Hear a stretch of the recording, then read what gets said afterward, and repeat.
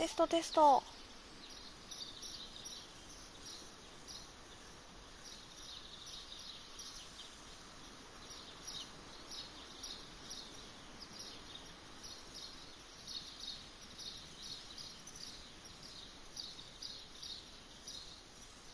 テストテスト。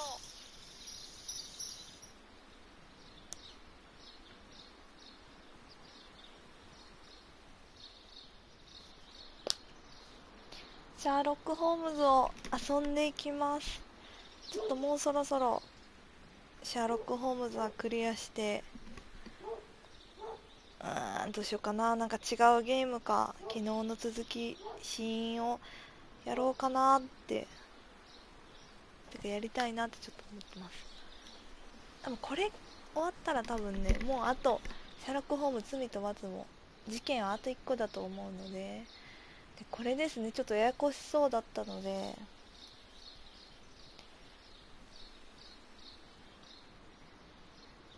これ残してこの前終わったんですけど、時間系列だな。9時半。これがいいえ、これがここアルバートに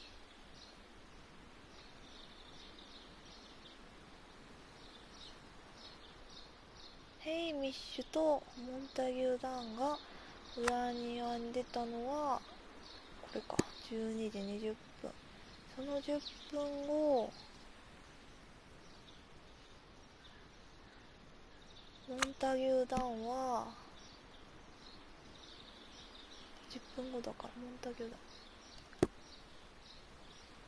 熱帯の乾燥園に行って、ヘイミッシュは種園に、ヘイミッシュどこだ、戻りました。で、このままやったらいいのかな。マーティン・ヘイミッシュは10時にホワイトさんと会話をした。ここだった。ホワイトさんは違う、これ間違ってる。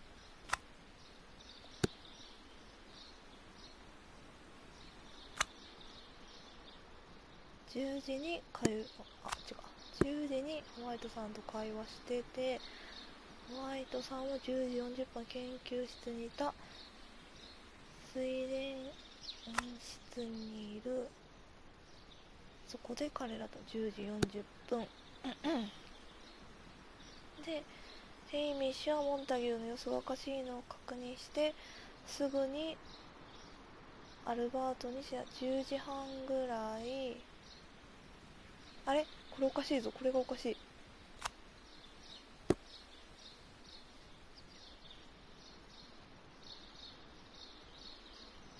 モンタギューダウンは熱帯乾燥園にいる。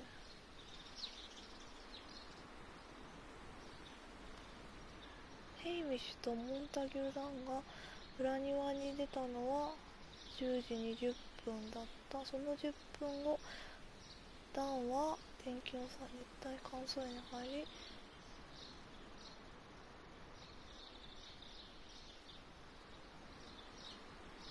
ヘイミッシュは種に戻った。これ何？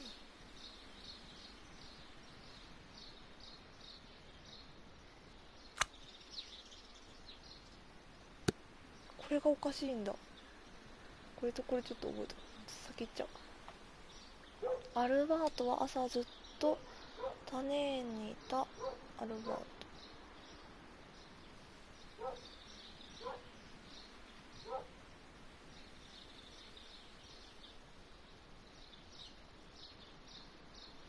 10時10分過ぎ。これがこの人か。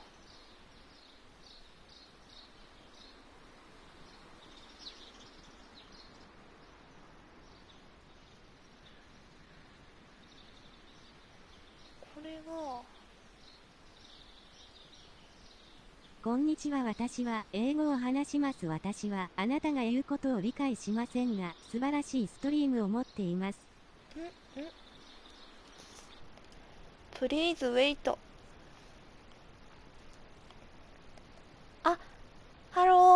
んにちは。うんうん。うんうんうんうん。ハロー、こんにちは。ナイスミーテュー。私も、ごめんなさい。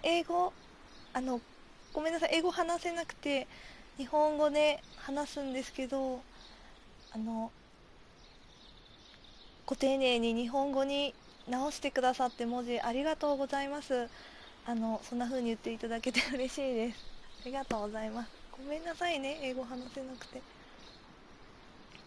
めちゃくちゃ嬉しいのと、あと優しさを感じてます。外国の方、結構私が話せないから日本語にご丁寧に直してくださるので嬉しいな、ありがたいな。でももうちょっと申し訳ないなって思うんです。アルバートはありがとうございます。サンキュー。アルバートは朝ずっと種にいた。10時10分。これが朝ずっとがわからない。どこに置くんだろう。言葉わからないのに見てくださってるのもすごく嬉しいです。ありがとうございます。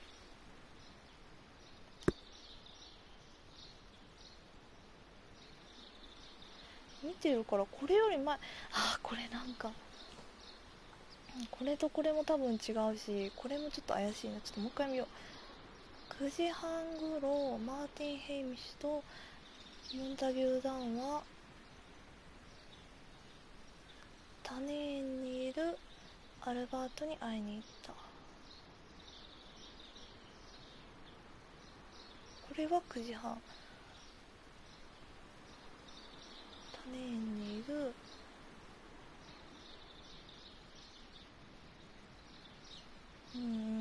これも多分合ってる。9時半で、ヘイミッシュとモンタギュー・ダンが裏に前だっただ。だからこれが10時20分じゃない。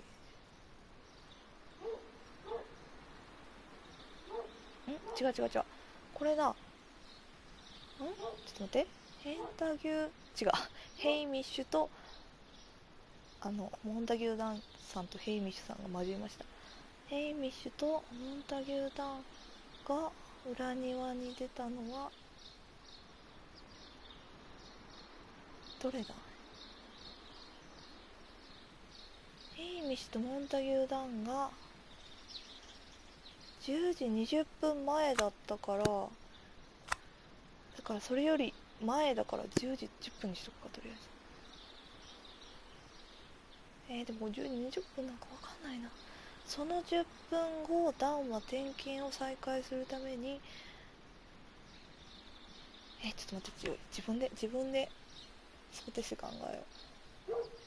10時20分前って言ったら大体10時20分って思うけどな。10時20分前ですよ。10時20分。もうとりあえずこれでいくか。その10分後、ダンは転勤をされたヘイミッシュは種に戻ったところをここにして、マーティン・ヘイミッシュは10時にホワイトさんと会話した。これやってんのかな。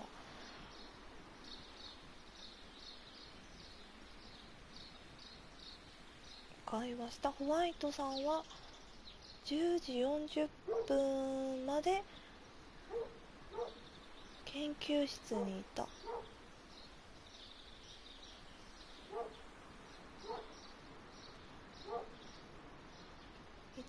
水蓮温室にいるヘイミッシュとアルバートを見て、そこで彼らと合流した。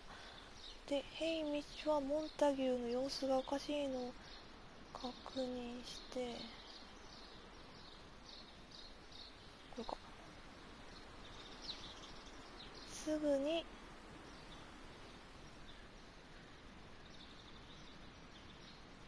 どれだ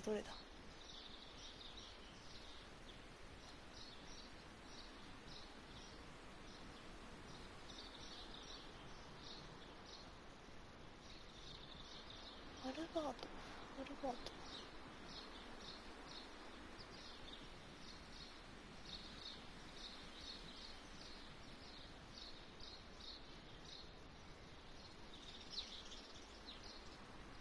これが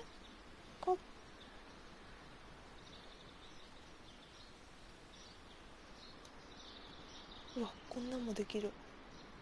あ、これで合ってるか確認できるってこと？あ、ここまでは、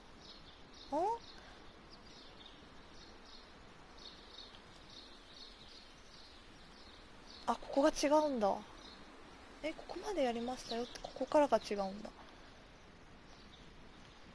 10時半ごろ、マティ・ヘイミッシュ。9時半ごろ、マーティン・ヘイミッシュ・モンタギュー・ダウンは邸にいるアルバータに会いに行った。これ合ってるんだ。じゃあここ合ってんのかな。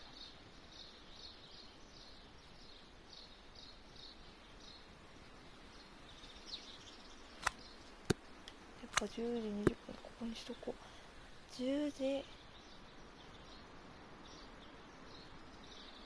20分前だった。その10分後、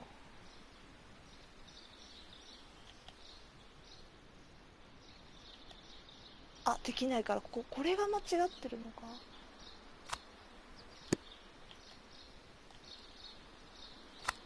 うわー、わかんな。や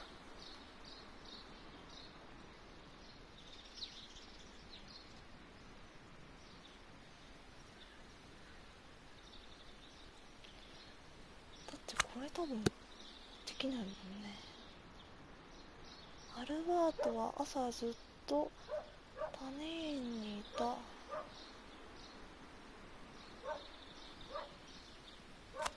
じゃあこれ10時10分はここだ。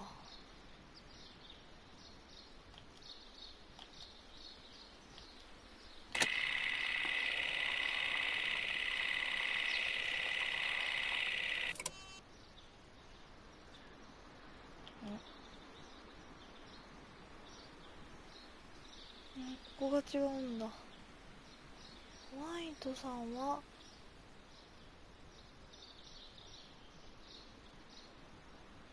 10時40分に、10時にホワイトさん、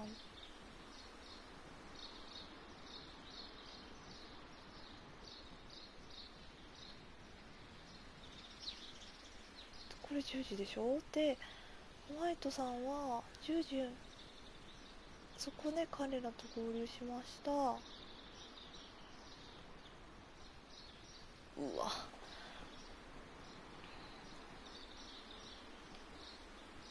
これが違う。これが合ってて、10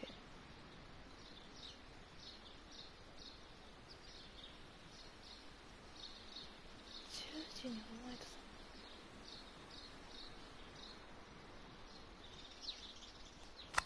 これ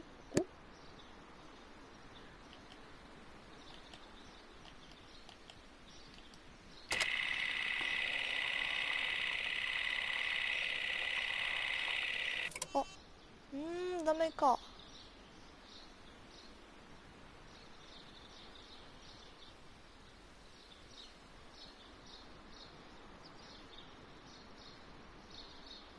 これ日本語の文章の理解力だ。ヘイミッシュと、これがいつだよ。モンタギューダウン毒を盛られる。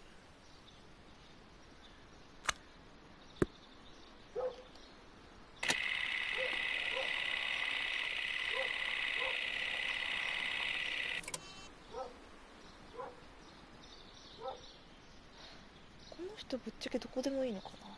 9時40分に誰かがいないといけない。9時40分、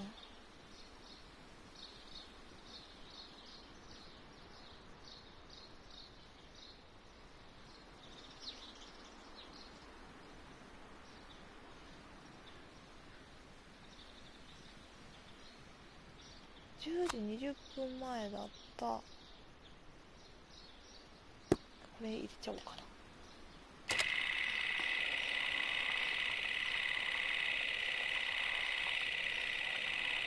あ、いった。で9時50分にこれがモンタギュー・ダンとヘイミッシュが裏庭に出た。で10時20分前だった。やっぱ以前ってことは10時20分。難しい。その10分後ダンは点検を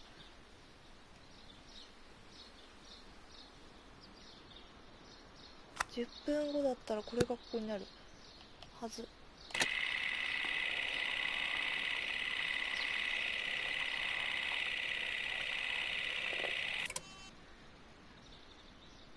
これが違うってこと？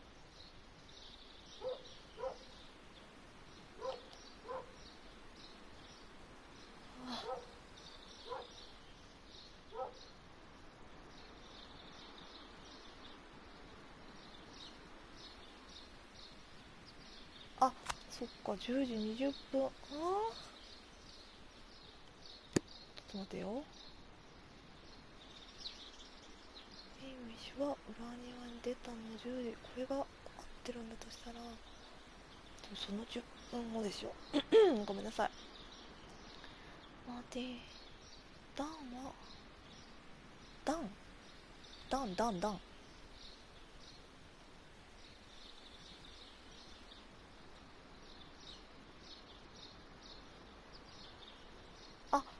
これがここだ。これはマーティン・ヘイミッシュはちょっと待って、これどこのやつ？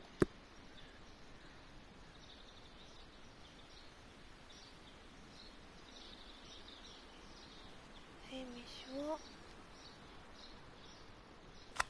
これでこうじゃない？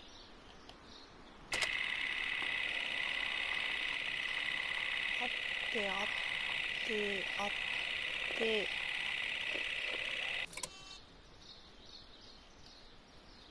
結構進んだ。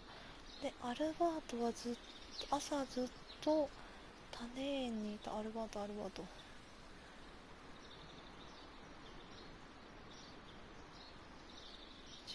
時10分過ぎに10分過ぎだからかな。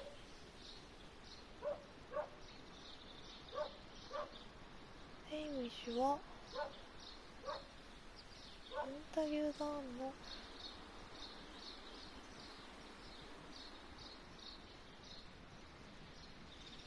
これが10時半だ。違う。ア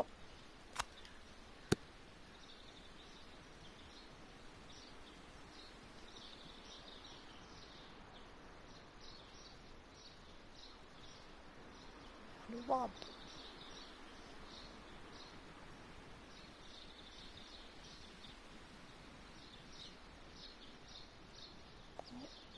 ごめんなさい。マーティン・ヘイミッシュはホワイトさんと10時にホワイトさんと話をした戻ってくる。ホワイトさんは10時、これがこれだもんな。ホワイトさん研究室でマーティン・ヘイミッシュとかする。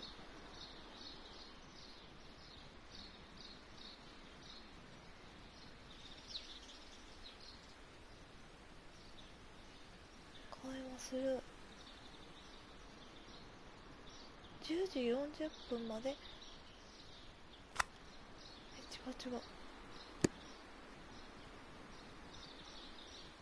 戻ってくる。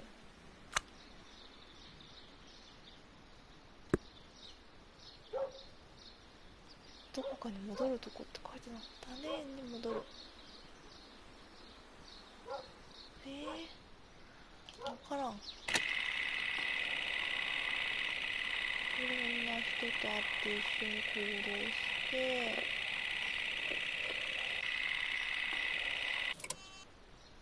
そこが違うのか。間違えた。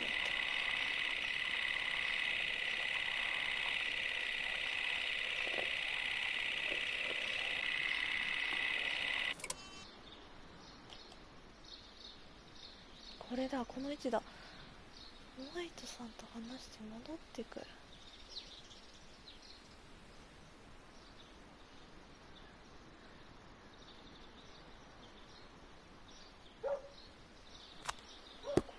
じゃ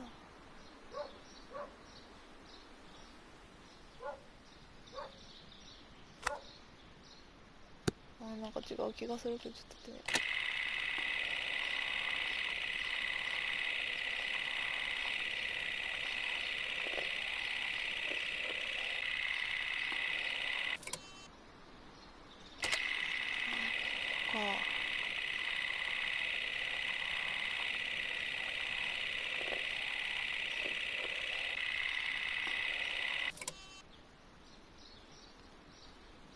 アルバートはホワイトさんを訪れて戻ってくる。こ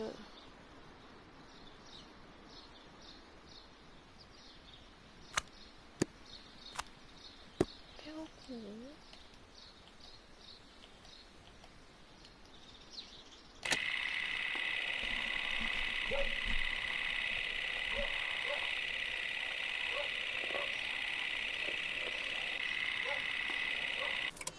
ダメだ。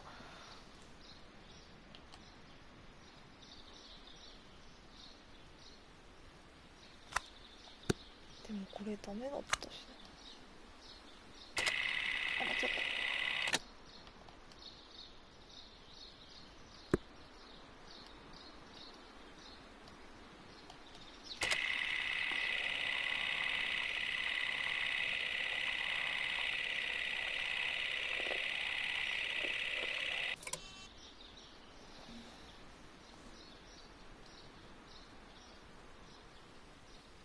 ホワイトさん、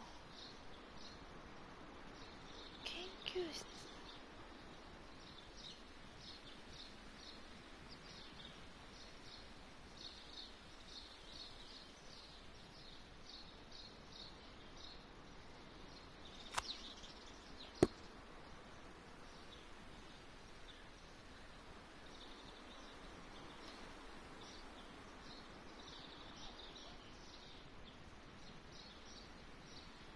研究室にいた。研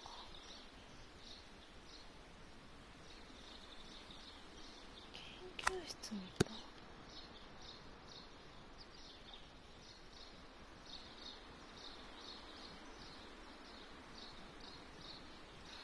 研究室。もう一回見よう。タネーにアルバートに会いに行った。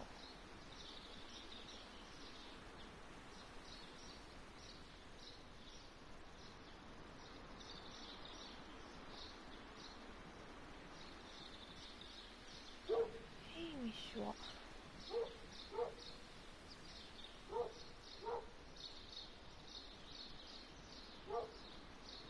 マーティン・ヘイミッシュはタネーにその10分後、マーティン・ヘイミッシュは10時にホワイトさんと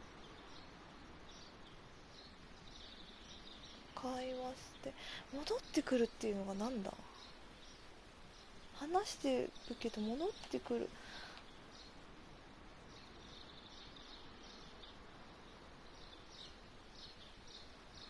これが10時でしょ。でもホワイト、なんだこれ。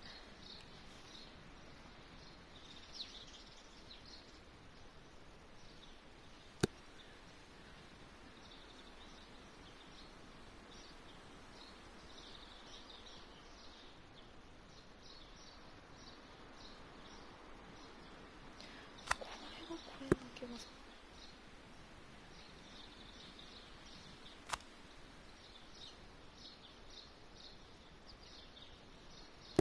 多分ダメだよね。こうやってみる。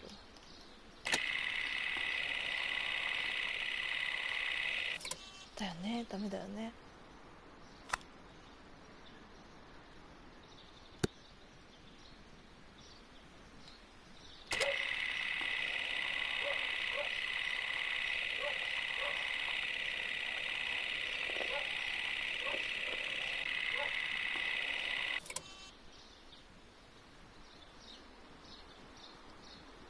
この子だ。アルバートは10時10分過ぎに、あ、これがこうだ。わかった。こうだ。で、この子がこうかな。あ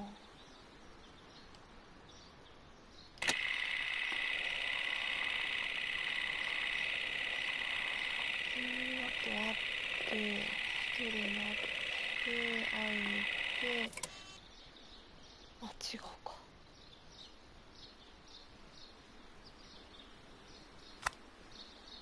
じゃあこれがこうだ。こうダメだっけこれさっき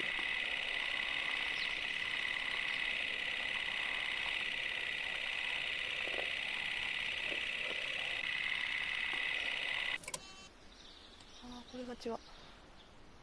アルバートはホワイトさんを訪れて戻ってくるヘイミッシュを見る。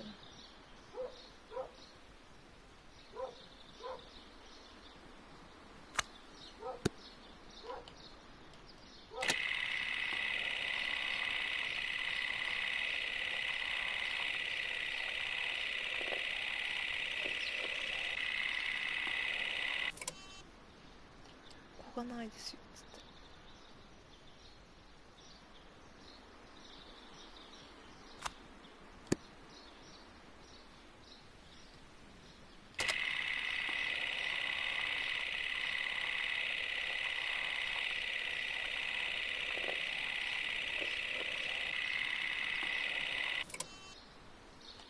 うわーもうわかんないや。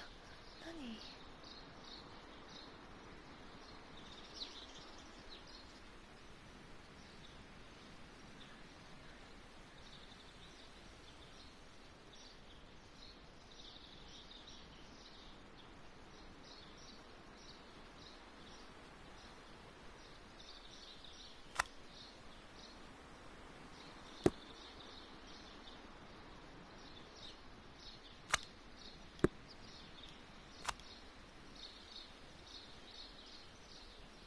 これでもここに入れちゃおうか。ダメな気がする。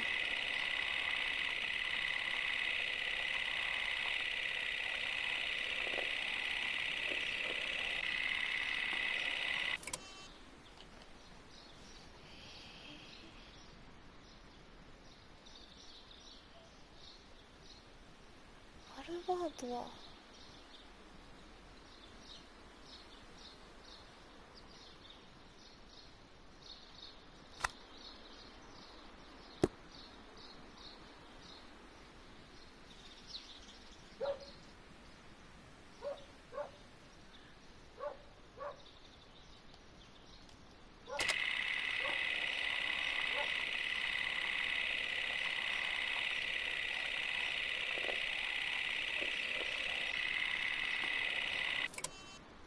もうわかんないやこれ。なんだ？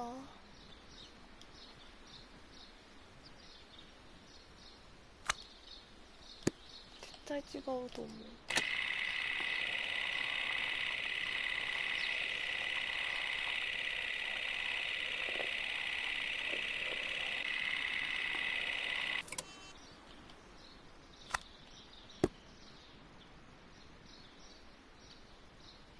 何がいけないんですか？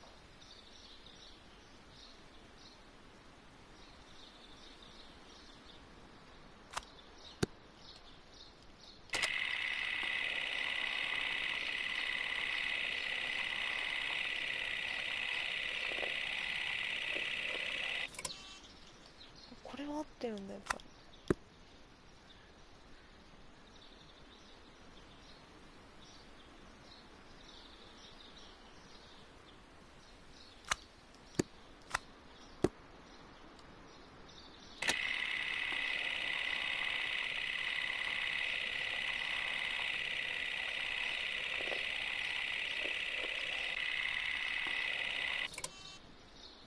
もう無理だけどないですけど。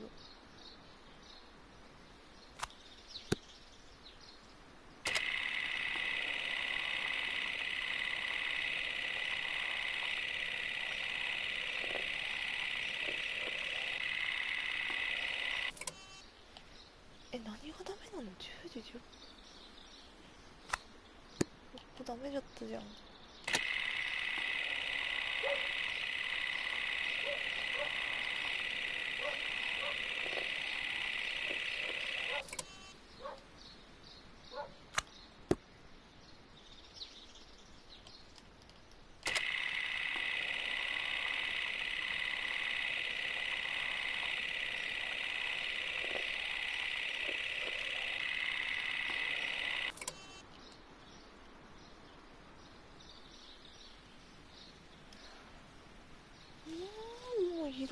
したくない？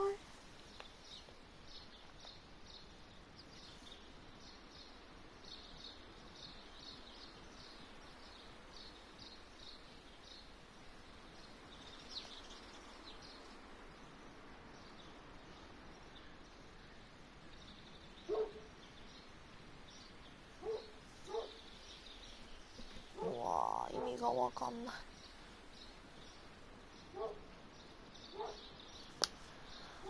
ちょっとごめんなさいね。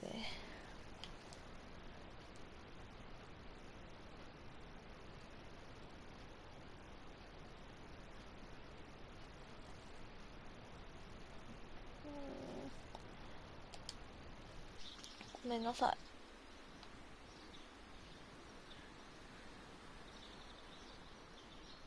い。いや、ここが本当に意味がわからない。空白もダメだし、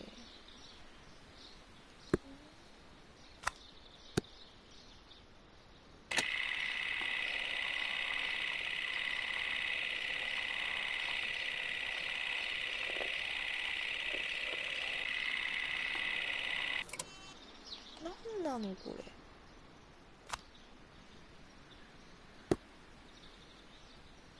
絶対ここじゃないし。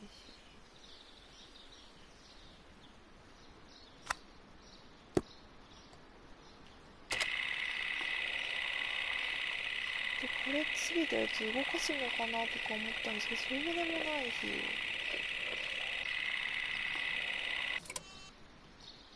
コマンドあるのかなと思ったらコマンドないし。ここまでは合ってるっぽいんですよ。10時10分。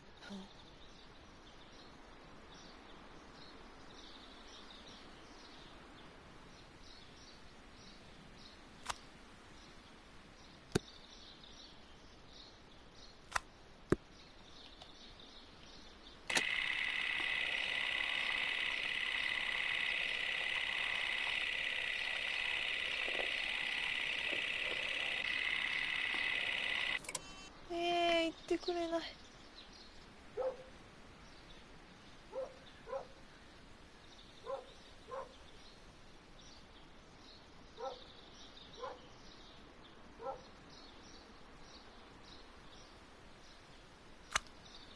なのこれ。こんなんこれさっきもやった気がするし。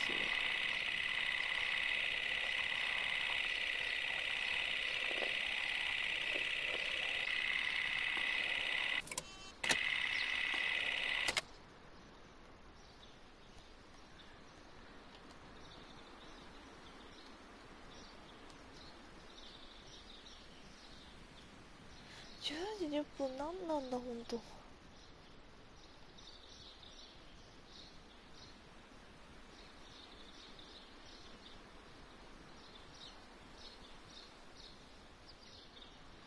10時40分まで。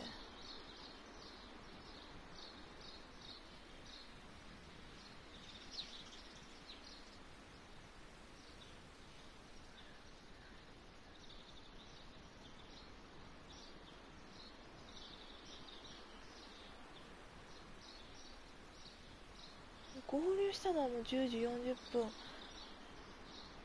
でしょ。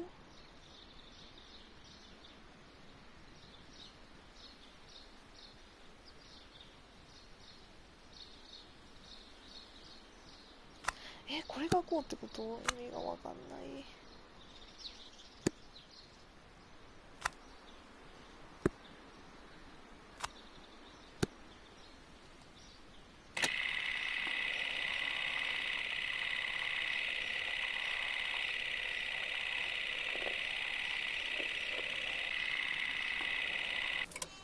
やっぱ違うじゃん。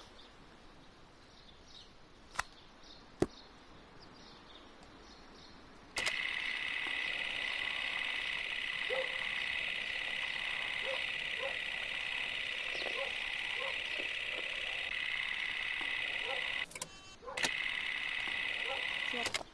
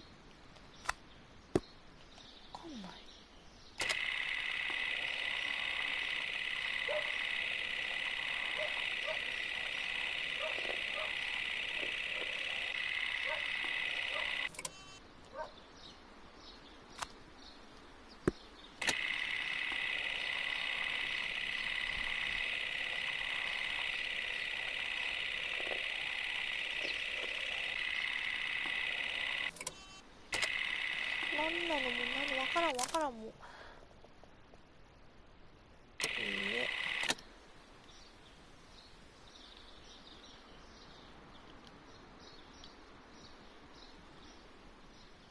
あ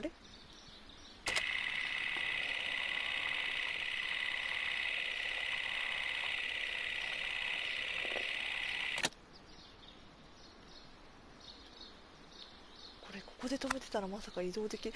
うわー、こういうこと？移動すんのかなこれ。ごめんなさい、ちょっとお腹痛くなってきた。ちょっとトイレに行ってきます。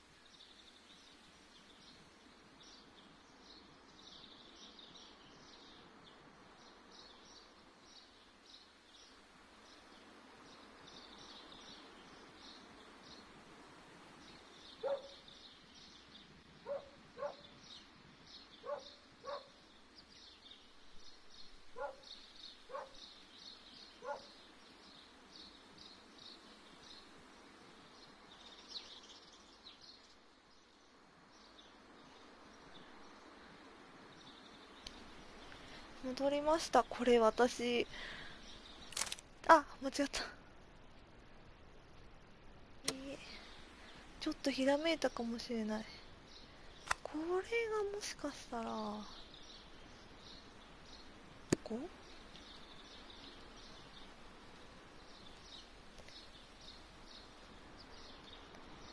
で、最初のが動いたら、あー、やっぱ動く。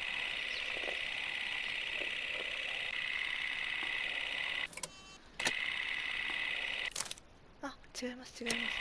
最初これで合ってんだ。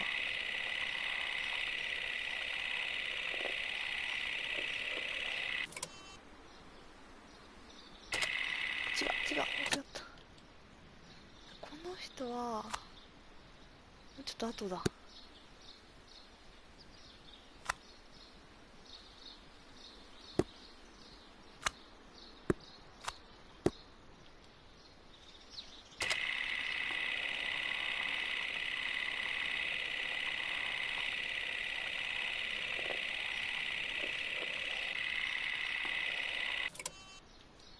じゃあこれを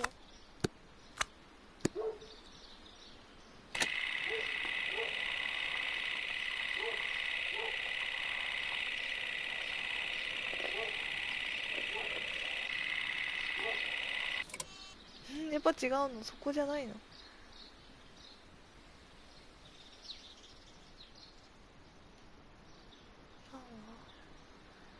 熱帯乾燥園。熱帯乾燥園ってどこだ？ここか。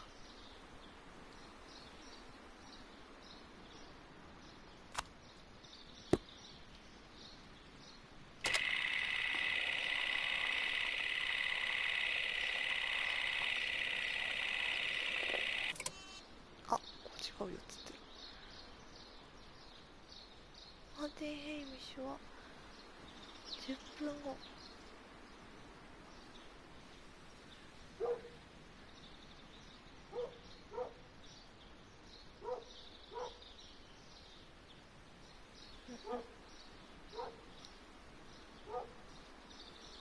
マーティン・ヘイミッシュは種にヘイミッシュは種に戻った。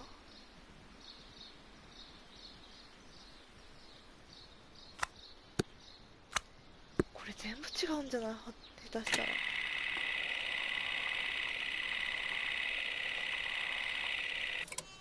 あ、違う。じゃあこれはこれ合ってる。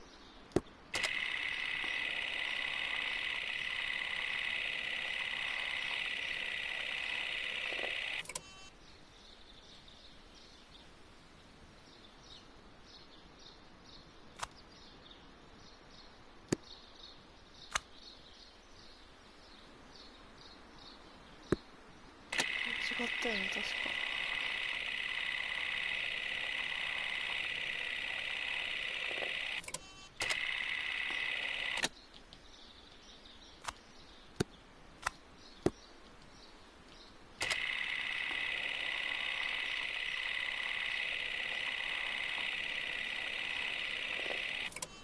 うわ、これが違う。なんだよ、もうわかんないよ。これは合ってそうなんですよね。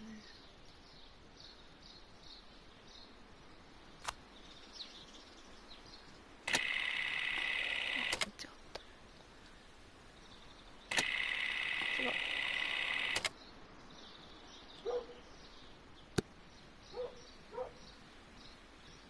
9時50分に何が起こったのか。アルバートは、これだ、これが、これで、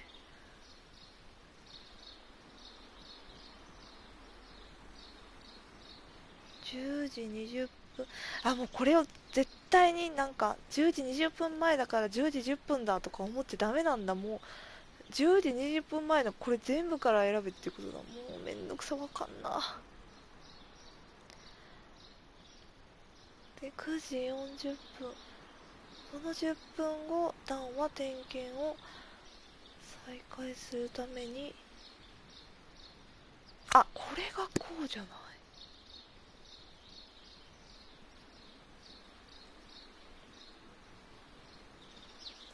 ヘイミッシュは、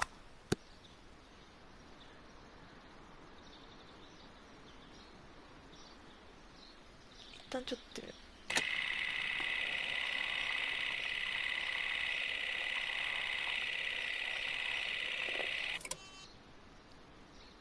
じゃあこれも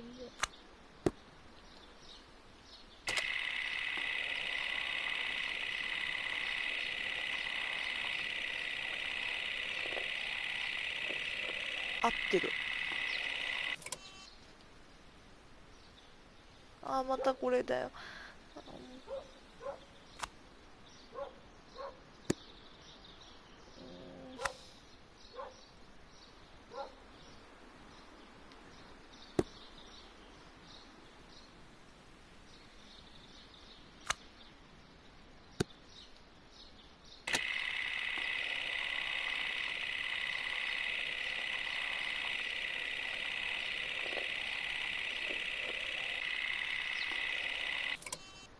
わかんないよ。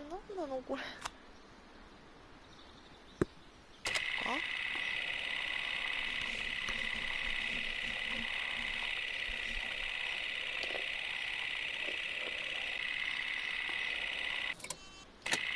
はあ。あ、待って待って待って。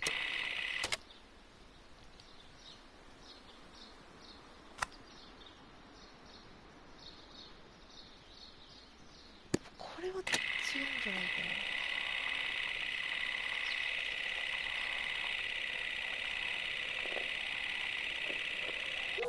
な。あ、これは違う。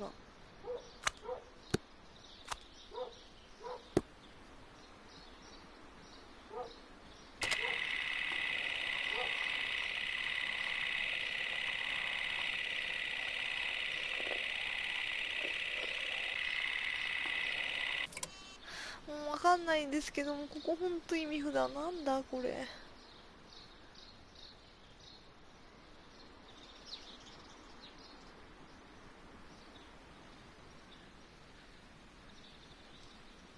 多分服を盛られたのが、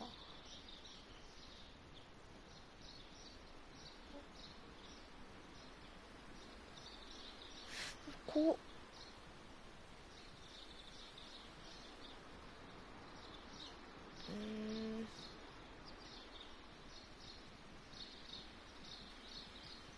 こっちかこっちのどっちかだった気がするんですよね、この人が亡くなられたのが。こ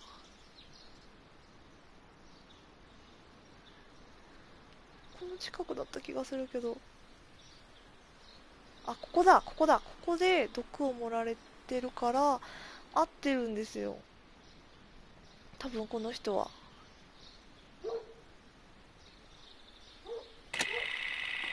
なんで、あ、違う。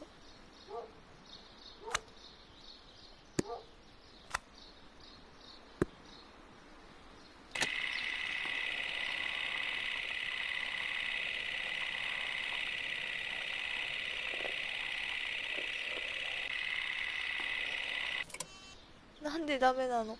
毒、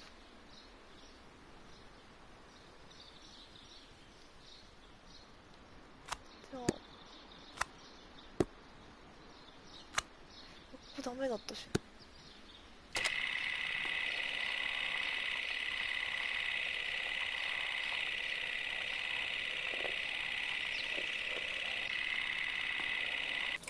はあ、もうわかんない。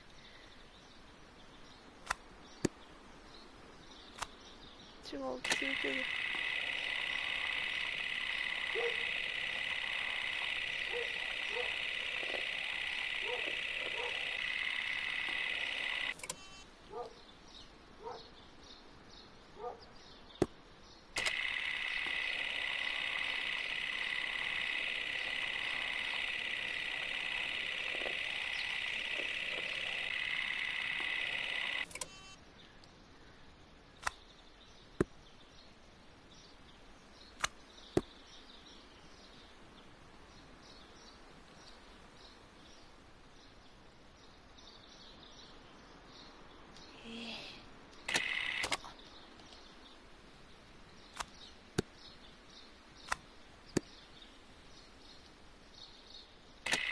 ダメだったしな、これ。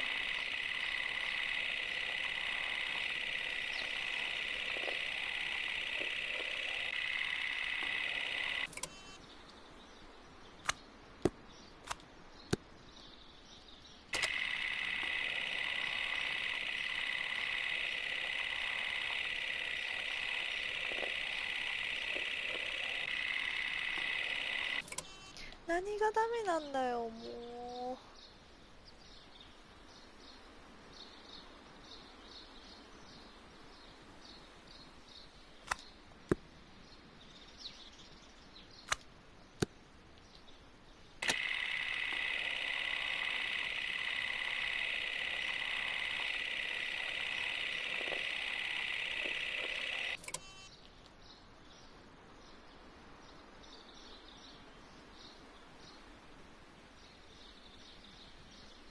ヘイミッシュとアルバート。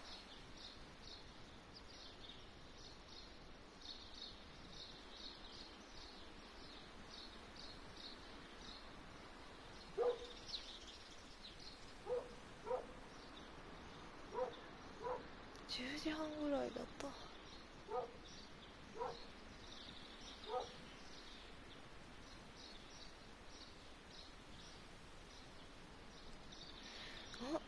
ヘイミッシュはモンタ牛弾のか。あ、これちょっと抜けてたかも。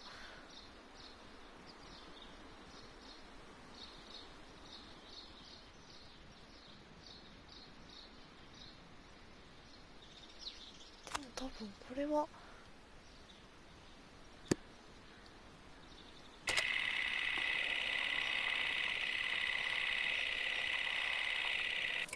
だよね。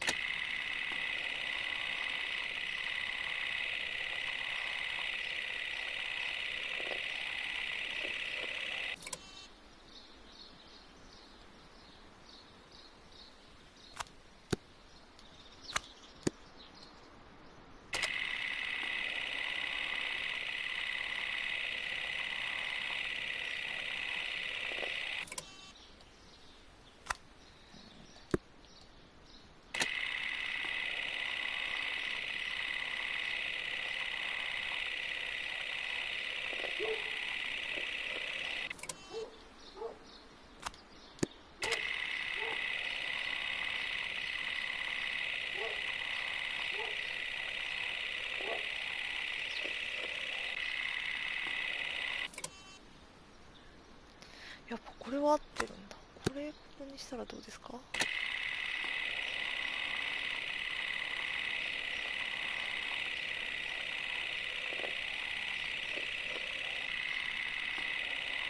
うわ、行くわ。でもこれがわかんな。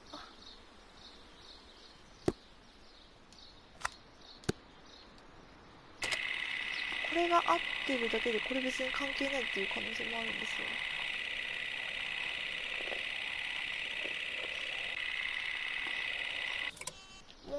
もうやだ、もう。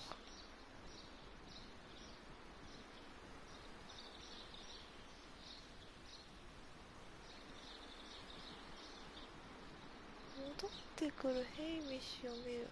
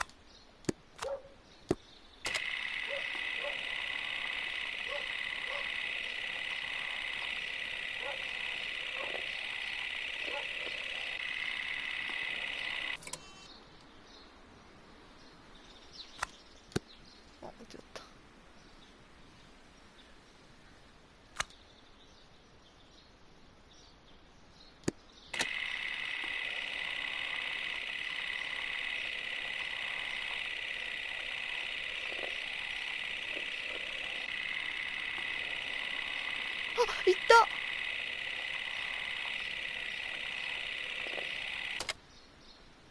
Let us summarize. Montague Dunn was poisoned inside the Colonial Collection Room. He forced open the door, which means that someone locked him inside there at 10:20. Martin Hamish was last seen at 10:10. This means that he has approximately 10 minutes to lock the door of the Colonial Collection Room. Given that he was club-footed, it is doubtful. Albert also has 10 minutes to lock the door of the Colonial Collection Room, which is quite enough time. Miss White was last seen at 10 o'clock, which means that she had approximately 20 minutes to lock the door. More than enough time. Perfect, Watson. Now, let us ascertain who assisted Martin Hamish in killing Montague Dunn. ホワイトさんじゃないの？違うかな。うわー、国語の読解力が試されてた。ホワイトの時系列。マーティンと会話した後、ホワイト町は研究室にずっと一人でいたダンの中毒症状が10時20分に現れてから誰にも見られず行動できる時間は20分あった。アルバートの時系列。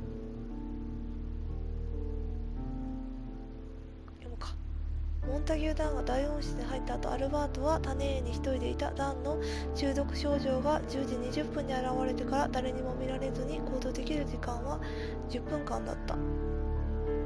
ヘイミッシュの時系列。マーティン・ヘイミッシュには一人で全てを成し遂げる十分な時間がなかったかもしれない。誰にも見られず10分間で有毒な胞子を刺激して扉に錠をかけるのは難しかっただろう。はい。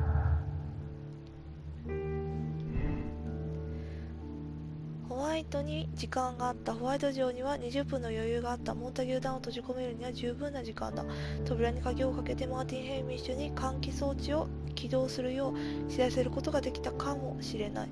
ホワイトは事件には関係していない。マーティン・ヘイミッシュとホワイト城は共犯者ではない。ホワイト城にはその機会もなかったし、20分で植民地展示室の鍵をかけることは不可能だろう。いやー、こっちにしよう。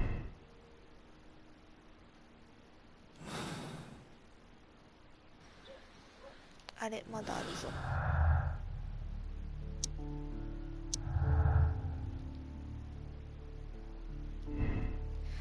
アルバートは事件には関係して、マーティン・ヘイミッシュとアルバートは共犯者ではない。アルバートにはその機会もなかったし、10分で植民地展示室の鍵をかけることは不可能だろう。アルバートに時間があった。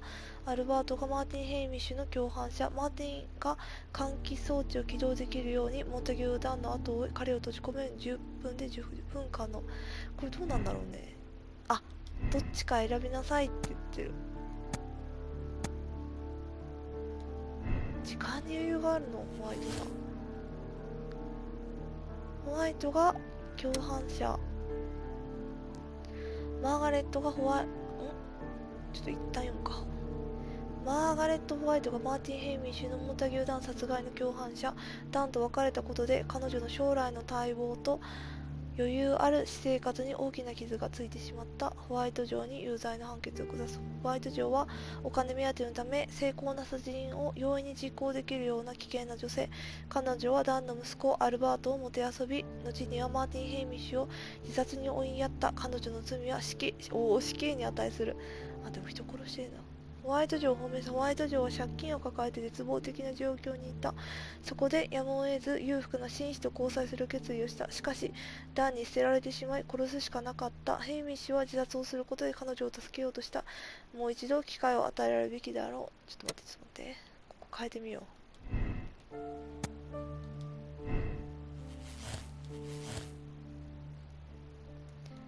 う。あ、単独行動もできるんだ。いや、多分無理じゃない。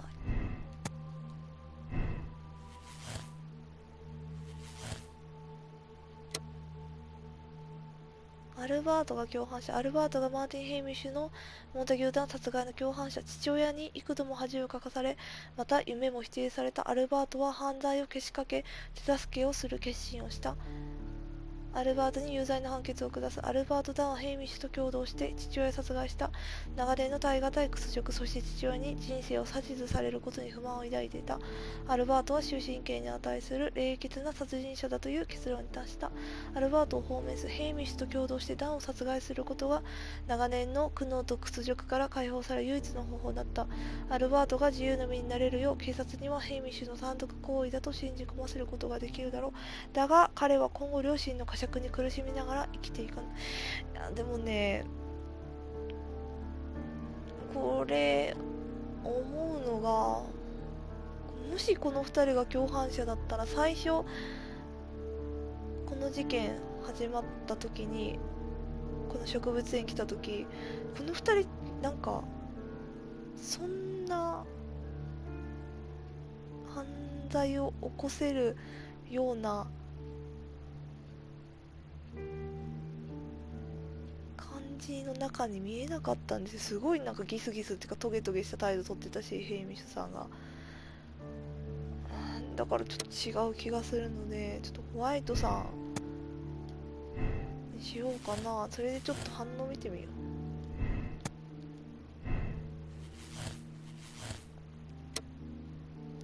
う。でこれ今回迷ってるのが、だいたい私放免するにするんですけど、ホワイトさんのからへのご家族の手紙、あなたなんか思いやりっていうか、ないよねみたいな感じの手紙の内容だったんですよね。大まかに言うと、家族のこと試みたことありますかみたいな。だ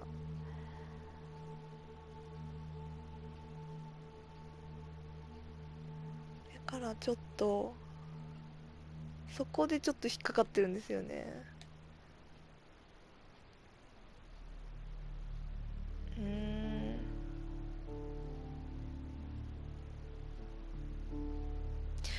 でもね、ここで借金抱えて絶望的な状況にいた。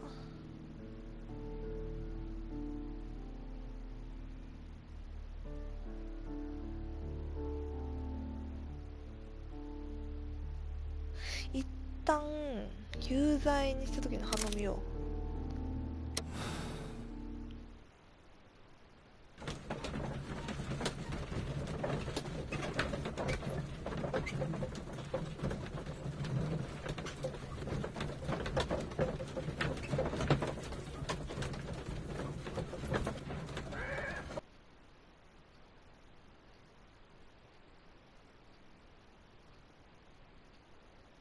But Holmes, how can you be certain that we'll find Miss White here?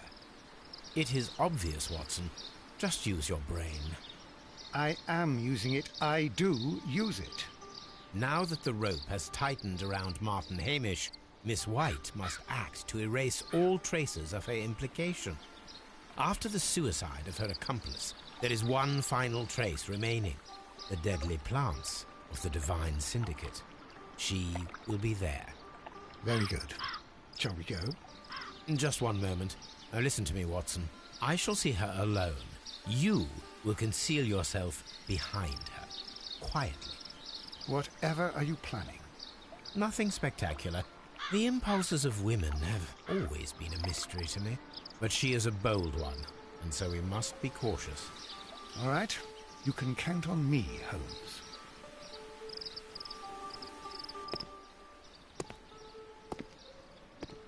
Mr. Holmes, good day to you. You do not seem surprised, Miss White. Well, I was expecting you. Not for too long, I believe. So please tell me, as it is still unclear, who planned the murder? Was it you?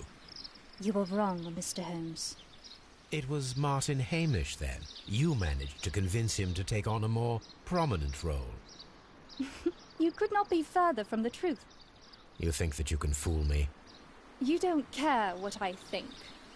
It is difficult to care about someone who is capable of pushing a man to his suicide. It is over, Miss White. The police will be here any minute. Over, perhaps. One moment you were here, and the next, you were on the other side. The other side? No! Stop! また。何 I beg you not to do this, Miss White. Don't come any closer.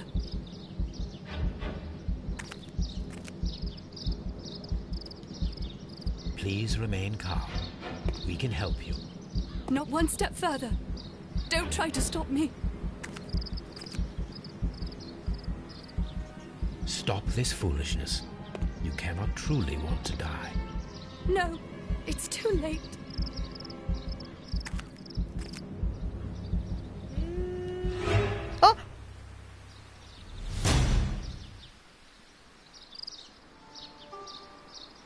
This is tragic, Holmes. Are you able to do anything? I'm afraid not. The poison has been fulgurating. Her heart stopped instantly, poor child.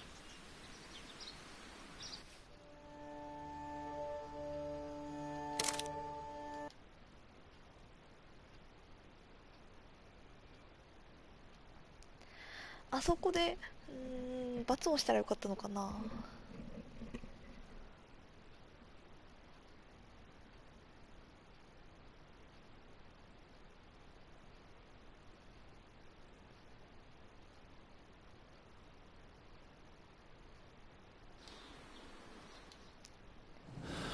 もうちょっとホワイトさんは有罪でいくか今回。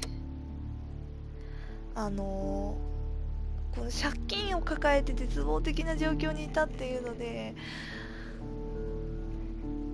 ちょっと考えてたんですよね。思いやりないなとは思ったんですけど、でもそういう状況だったら多分結構極限だし、しゃあないんかなとかも思ってたんですけど、その家族の手紙で思ってたっていうか、ちょっと思ったんですけど、さっき見てて、いやでも借金抱えてたよなとか思って有罪にしてから心に余裕ないと思うしなとか思ってなんですけど、やっぱり家族の手紙でそのダンさんとそういうお付き合いをするようになってからは、この人の更衣室とか見たらロッカー結構宝石とかいっぱいもらってて、お金に余裕ありそうな感じだったんですけど、家族に連絡一切今までなかったじゃないですかみたいな手紙に書いてあったから、そんなにお金今ちょっともう裕福な生活してるのに、でまあ家族は借金を抱えつつも誠実に生きてて、何の援助もしてないってことって思ってしまって、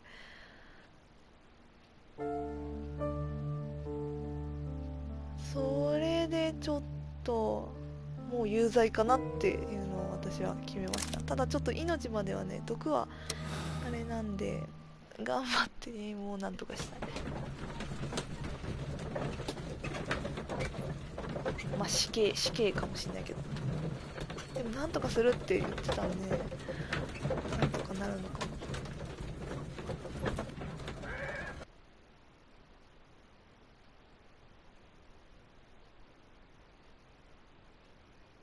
But Holmes,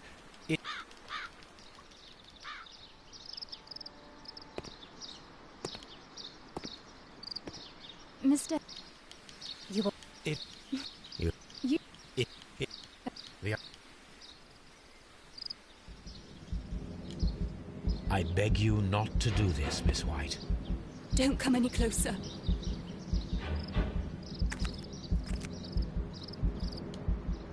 Please remain calm.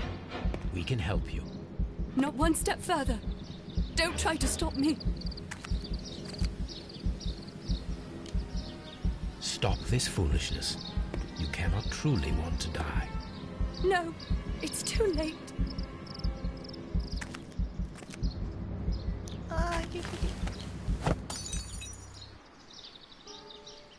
Well done, Watson. She was not faking.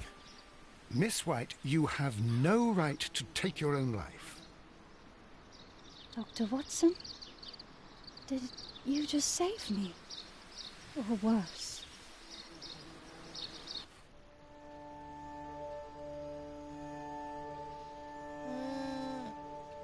旧植物園の一件、ホワイト城は成功な殺人を容易に実行できるような危険な女性、もはやダンから金銭的利益を得ることができないと分かり、アルバートに接近したヘイミッシュが芋虫を放した後に植民地展示室の鍵をかけたのは彼女だった。その後自分を守るためにマーティン・ヘイミッシュを自殺へと追いやった。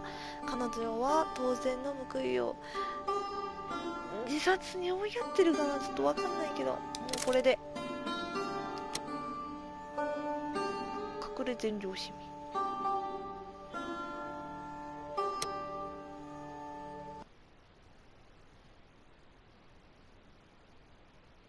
半月屋の散歩。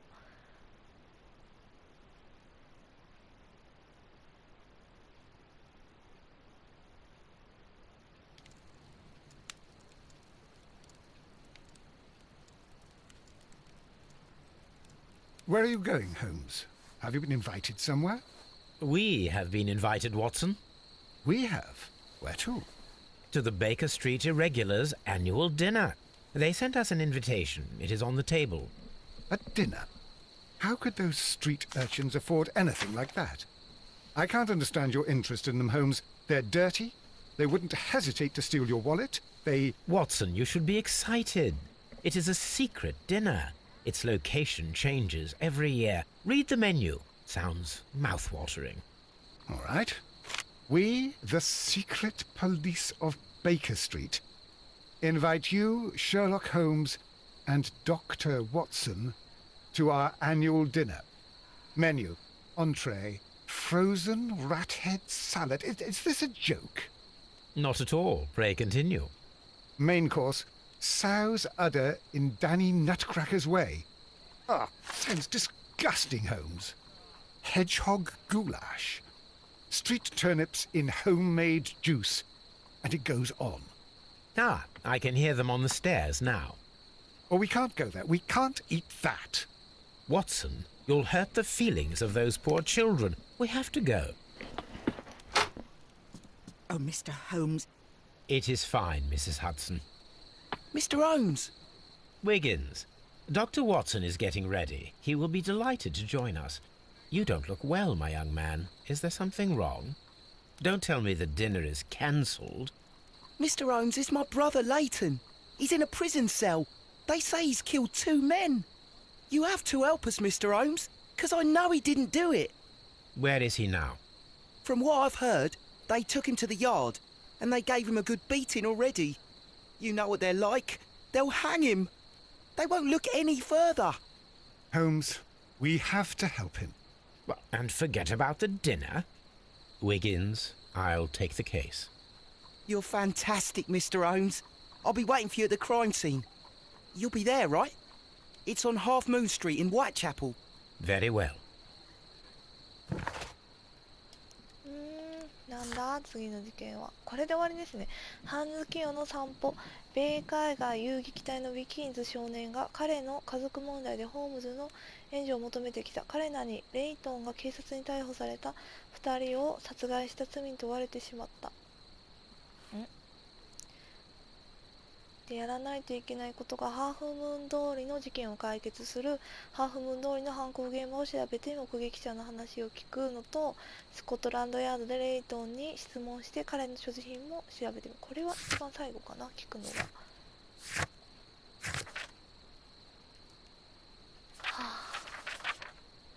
これはなんかちょっと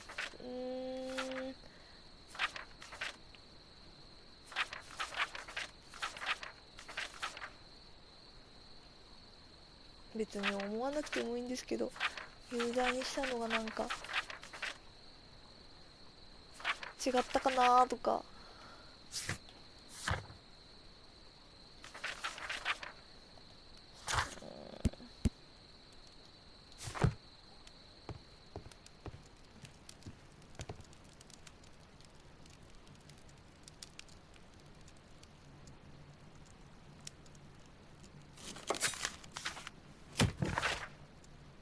植物は殺害凶器になる。大事件、異国風殺人、有毒植物が現代凶器の種類に追加されるかもしれない。若き美しい女性が旧植物園の同僚と共同して園長のモンタギュー男子殺害を企てた。単なる心臓発作で処理された悲劇の事故の裏に隠された真実、それを明らかにすることができたのはたった一人の探偵だった。その探偵の名はシャーロック・ホームズだ。This is where I keep my post. いや、もうしょうがない。自分が選んだから責任持とう。あは、違う違う、ワンちゃんワンちゃん。 Hello, Toby. All you need now is a shawl and a mock cap, and you could be Mrs. Hudson's younger sister. あ、やったねー。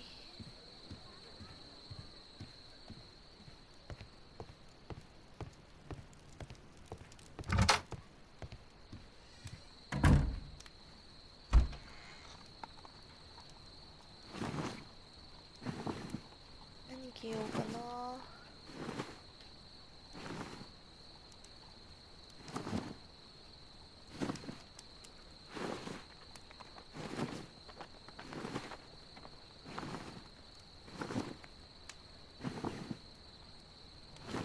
これ着た気がするし、これいいか。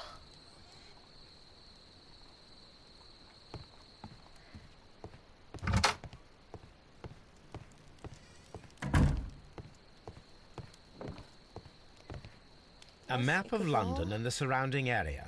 It could be useful. あれ、選べない。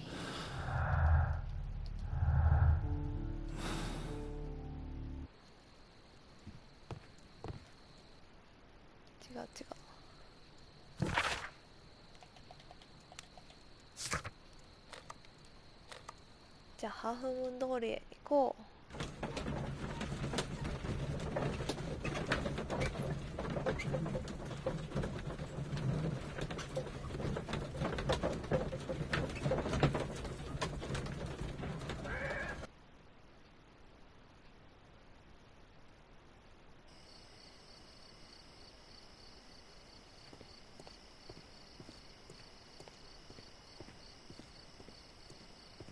Holmes, poor little Wiggins needs our help. Locked. あ、開けれるのかなと思った。あ、暗いなあ。ここだった。Please, gentlemen, leave the scene now. Oh, Mr. Holmes, is that you? Good evening, Constable... Constable Marrow. I was here with Inspector Aberline during the Ripper case, Mr. Holmes, back in '88. But then this is nothing like that case. With this one, we've got the murderer, the weapon, and the statements, which speak for themselves. Of course, Marrow. But you know that appearances can sometimes be deceiving. Who were the victims? The two men here, both shot. The stab fellow was Brian Vercotti, a well-known ruffian. The other, Kenneth Butler, a jeweller by trade. You spoke of statements. You have witnesses? Well, I was there, so I gave my own statement. And then there were two other witnesses who said they saw the killer Chapman. Mr. Turner, a gentleman who lives in that flat over there. And Polly Powell, a flower seller, who was over at the far side of the street. So, Constable Marrow, I should be delighted to hear your testimony. I was standing at the north side of Half Moon Street. That was the side that you came from. But you would have been unable to observe this part of the street, where we are standing now. That is correct. But I saw the two victims slowly enter Half Moon Street, and then shortly after, the fireworks started. A few minutes after that, the fellow Chapman rushed towards me and ran into Half Moon Street. Please continue. I didn't pay attention, but suddenly I heard a woman's cries and police whistles on the other side of Half Moon Street. I rushed over there and I saw the two dead bodies on the ground. When I reached Whitechapel Street, I saw Leighton Chapman. He'd been caught by two police constables. Did you hear the shots? I didn't hear any shots. The fireworks were all over the sky. They were so loud I couldn't hear anything else. What were the fireworks in honour of, Constable? Well, today's Queen Victoria's birthday, Mr. Holmes. Ah, yes, I appear to have lost track of the days. It is May now, of course. Constable Marrow, what else caught your attention while you were running through Half Moon Street? I saw nothing but rats, and I took the time to light every corner with my lamp. Did you happen to look up at Mr. Turner's window when you were on Half Moon Street at that time? Yes, I saw that the window was open, but no one was there. It was dark in the room. Constable, your statements have been of great value to me. わからない。あ、痛そう。 He tried to stop the bleeding with his hand. Death was not instant. あらら、痛いねじゃあ。 The bullet penetrated his stomach, a dreadful wound.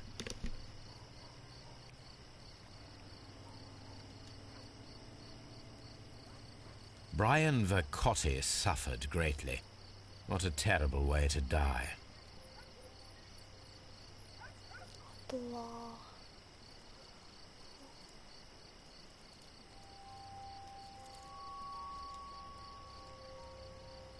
A tattoo from Westgate Prison. Vercotti must have done some time there.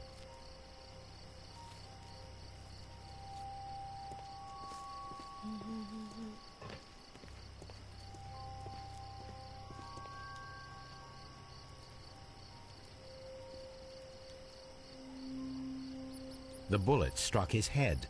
This man didn't stand a chance. あれ、地面、物が挟まっている。木のかけら。A piece of wood that has stuck between the cobblestones. Let us take a closer look. なんだこれ。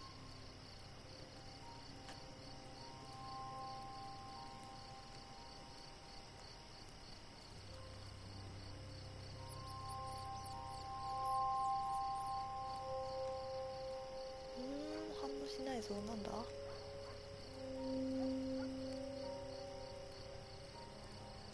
あ。This shard of wood is quite new.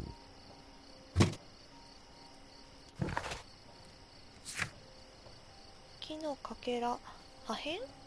かけらかな。ケネス・バトラーの遺体近くのなんで読むんだ、史跡の間に挟まっていた木の破片。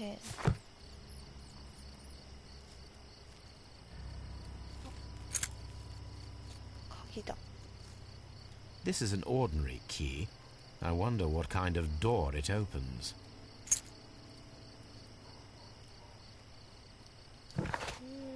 扉の鍵、ケネス・バトラーが所持していた金属製の扉の鍵。どこの扉の鍵だ。 I'll do anything to save my brother, Mr. Holmes. ちょっと待ってね。 Good evening, Mr. Turner. I heard Constable Varro reply to you as Mr. Holmes. Are you that detective gentleman? I've heard of you. And well, I know things about this evening. Excellent. Might we hear your story?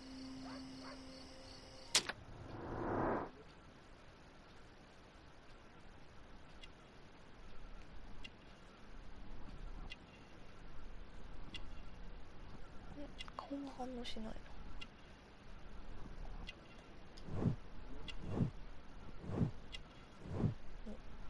退役軍人。勲章もらってる。来ない。また、貧しい生活。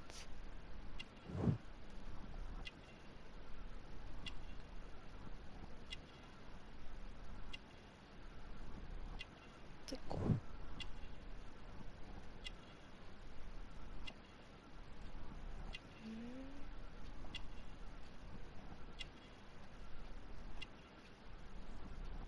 なんだ？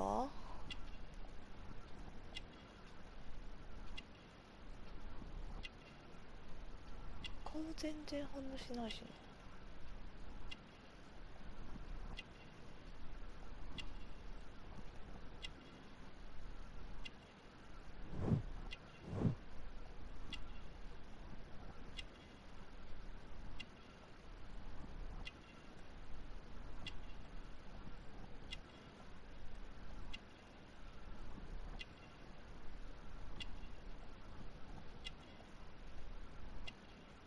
あれ、わかんない。なんだ。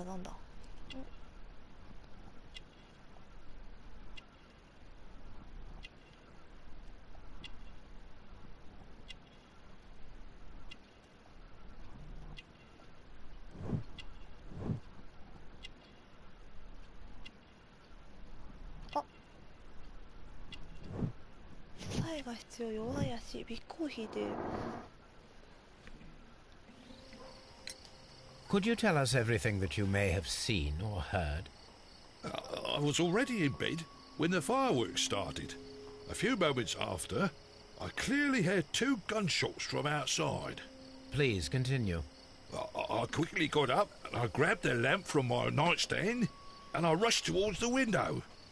I looked down and I saw 2 bodies. And there was a man with a gun who was standing nearby. Where exactly? Well, near this body. Did he notice you? I don't think so. He rushed towards Whitechapel Street without looking around. Mr. Turner, did you see anyone else in the street?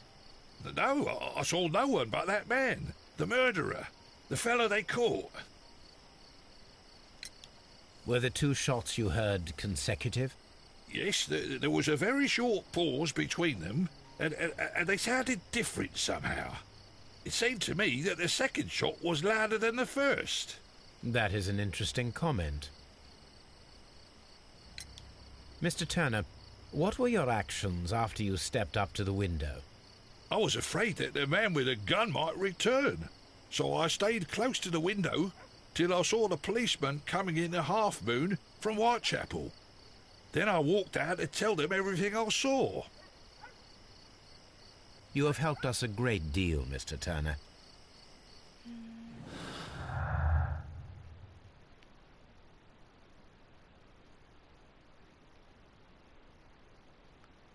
これかな。ターナーの目撃。ターナー氏はホワイトチャペルハイ通りから入ってきた警察がレイトンを捕まえるまでずっと窓のそばにいたと述べた。暗い窓。マロー巡査は死体を通り越して走った時にターナー氏の窓を確認したが、窓のそばには誰も見なかった。部屋の中は暗かった。食い違う陳述。ターナー氏は警察が到着するまでずっと窓のそばにいたと述べた。しかしマロー巡査は窓のそばには誰も見なかった。彼らの陳述は食い違っている。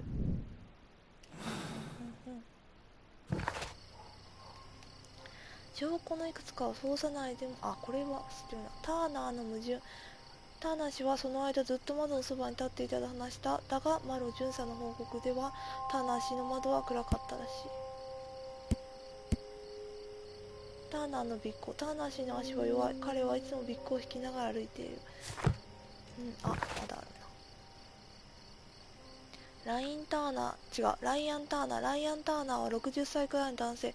クリミア戦争の退役軍人で、本人はこのことをとても誇りに思っている。戦争で足を負傷したと思われ、いつも尾行を引いて歩いている。ターナー氏は貧しい生活を送っている。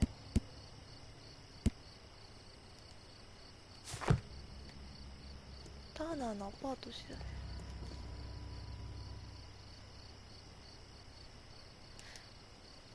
You have helped us a great deal, Mr. Turner. ちょっと後で行くか。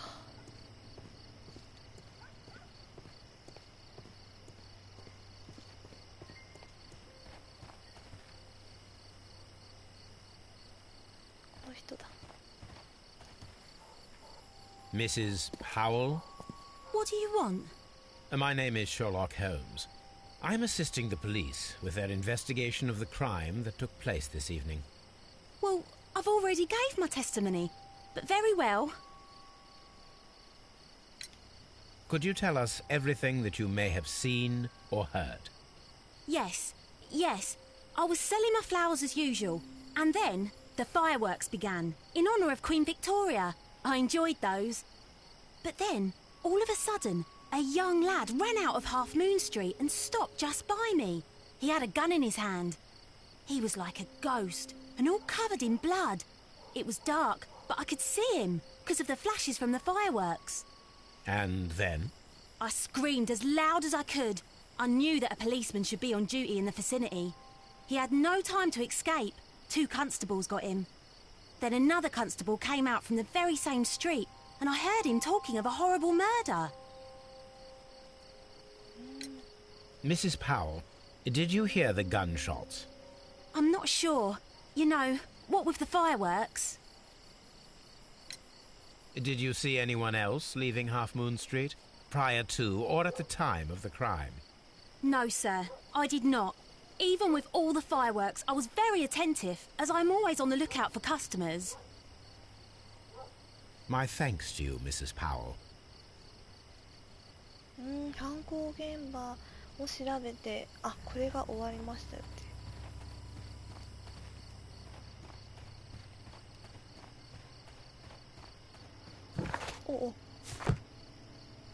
じゃあもうここパート調べよ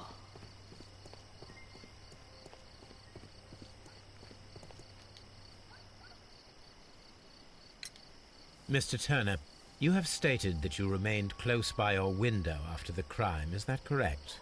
Oh, yes, Mr. Holmes. I stayed at my window until the policeman arrived to examine the dead bodies. ターナーの矛盾。That is very interesting, Mr. Turner. Constable Marrow stated that he did not see anyone at the window when he was running through Half Moon Street. Well, I think Constable Marrow and me, we might have been distracted by the whistles and shouts coming from Whitechapel. We could have missed each other somehow. You understand what I mean? It was a bit of a stressful moment, to tell you the truth, sir. Allow me to form my own theories, Mr. Turner. Would you mind showing me the view that you had from your window? Not at all, Mr. Holmes. Please, follow me. Mr. Turner appears to live very modestly.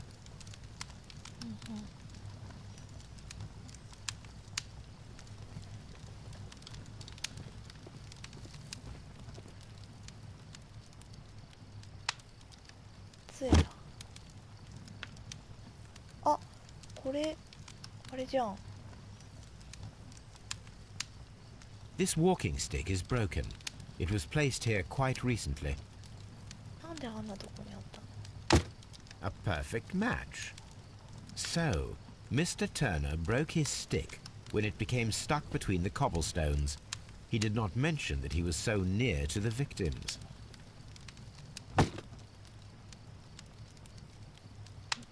The books on this shelf are in a mess. It looks as though Mr. Turner was trying to find something in a hurry here a short while ago.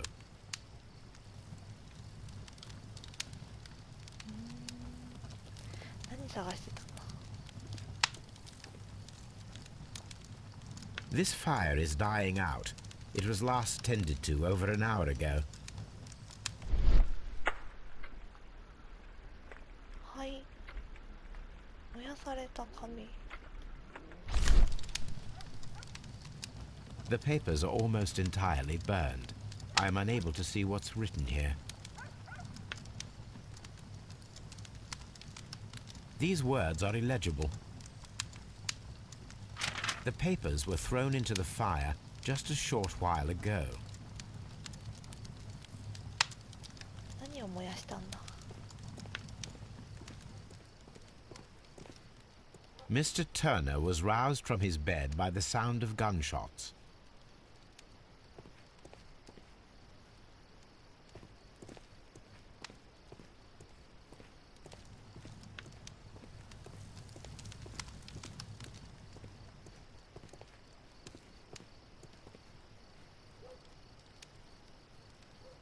This kitchen knife is quite sharp. 調理台。かき集め。裁断された。なんて書いて。紙。 There are pieces of shredded paper scattered over the table. This kitchen knife was used to cut the paper. なんでそんなことしたの?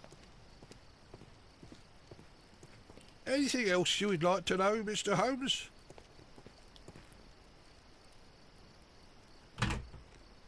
So, that's the view Mr. Turner had when he opened the window. The dead body of Kenneth Butler. Brian Vercotti's contorted corpse. Mr. Turner had a perfect view of the crime scene. He saw the bodies clearly, and Leighton Chapman standing over them.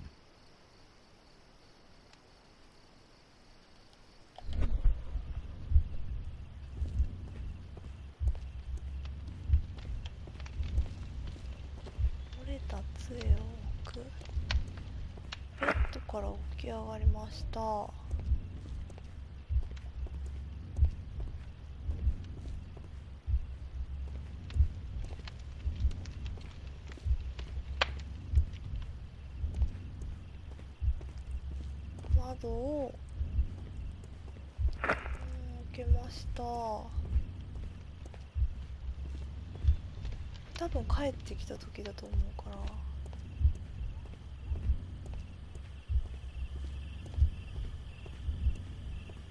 死体に近づいて、あ、消えちゃった。あれ？なんか探りました。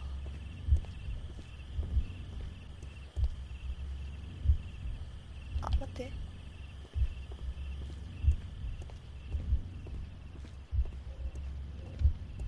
で、杖を置いたのかな。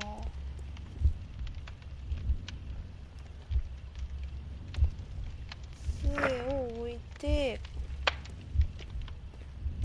包丁で、あ、切ってた。噛みちぎに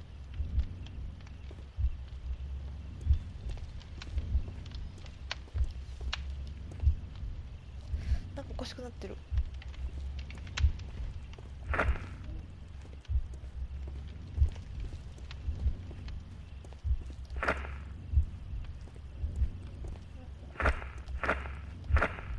違う。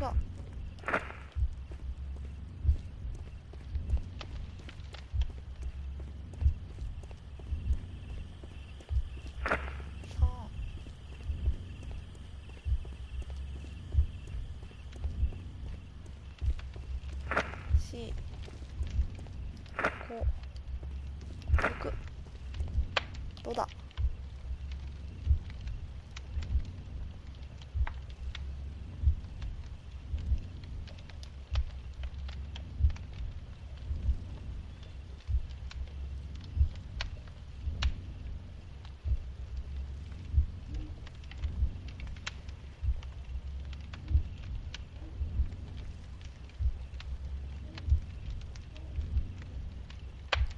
合ってると思う。So Mr. Turner used a book to hide an object that he found on Kenneth Butler's body. The question is, what did he find?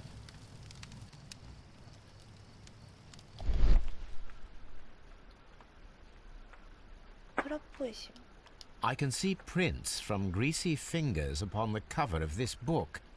Let us take a closer look. Well now, what a find! A precious jewel, concealed inside a book. A bracelet with a unique ram's head design, a distinctive feature of ancient Grecian artifacts, probably of the Hellenistic era.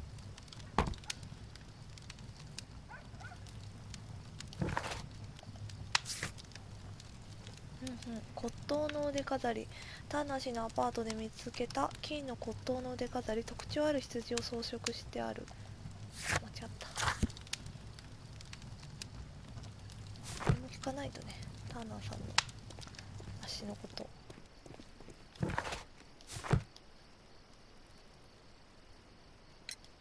Mr. Turner, how would it be possible for a man of advanced years, such as yourself, to rush from his bed to the window in a matter of seconds, as you have stated? Well, I'm able to move very quickly, despite my age. And when the situation requires it, Mr. Holmes. 待って。I highly doubt that, Mr. Turner. I observe that you suffer a severe limp due to your injured right leg. It would have taken at least 10 seconds for you to approach the window. That means you could have easily missed something or someone in Half Moon Street during that time. You're right, Mr. Holmes. I could have missed something. But it did seem to me that everything happened so quickly. Time can pull tricks on you. And what of everything else that you told us? Mr. Turner, it is vital that we have your complete and true statement. Mr. Holmes, I do assure you that the other things I said were most sincere.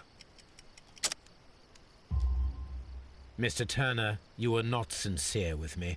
Not then and not now. But Mr. Holmes... This, Mr. Turner, does not look like anything that a poor man might possess. It is worth more than the home that you live in. I can explain. No, merely correct me if I am wrong. You saw Leighton Chapman through the window, but you also noticed a glittering object on the ground, this precious jewel. You walked down and took the bracelet from the body of Kenneth Butler, and when you heard the whistles, you hurried away.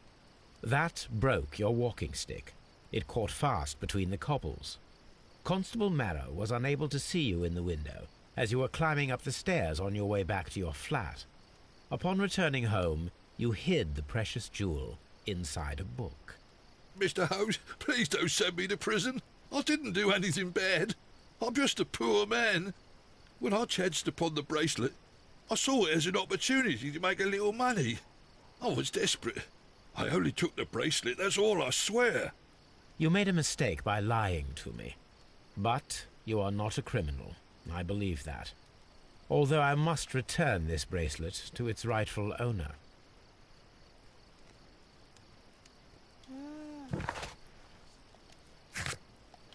腕飾り。骨董品の腕飾りについて調べ、なぜこの宝飾品がハウフムーン通りで発見されたのか調査する。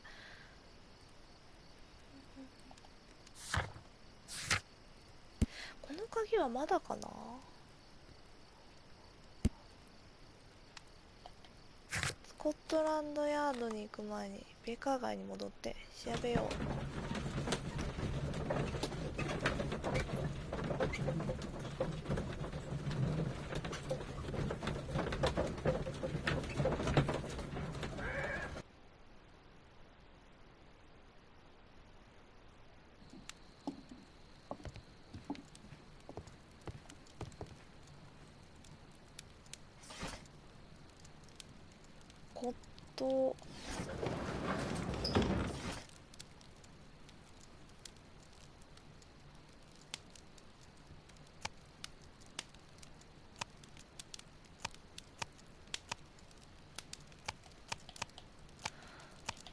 芸術と建築、なんか違うかな。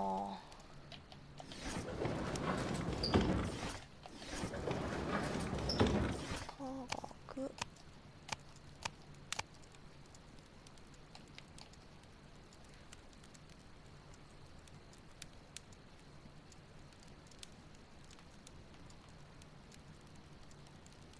記号かな。芸術、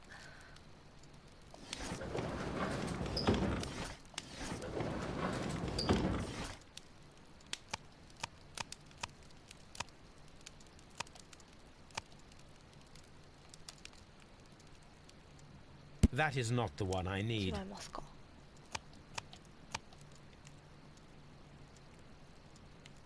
That is not the one I need.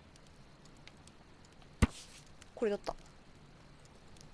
これらの美しい骨董宝飾品はヘレニズムの宝が所蔵する代表作の一部である。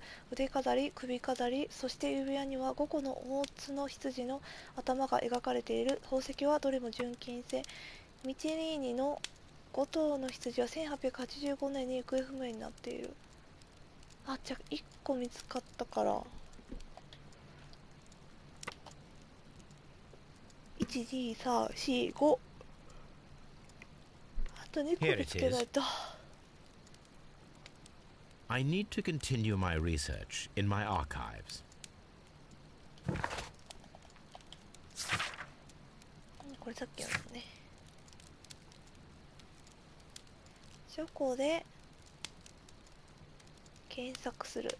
ミティリーンの5頭の棺。あ、これは1800なので。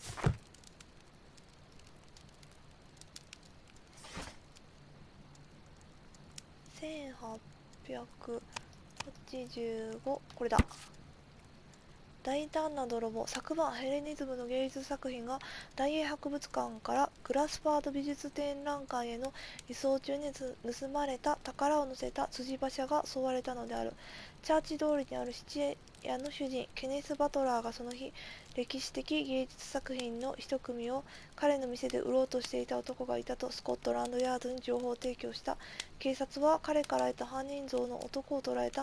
ヴィンセント・フォーリーという名の窃盗常習犯でロンドン港から脱出を試みようとしていたところだった。ヘレニズムの芸術作品を輸送した辻馬車の運転手がこの男を確認した。ヴィンセント・フォーリーは残りの作品の隠し場所を白状しなかった。最終的に強盗罪で投獄された。失われた宝はまだ見つかっていない。 Here it is. One of the victims, Kenneth Butler, was involved in the story of the stolen Hellenistic treasures. A visit to his pawn shop should tell me more. じゃあ質屋に行く前に使い道見つける。これ質屋で見つかるかもしれないですね、使い道が。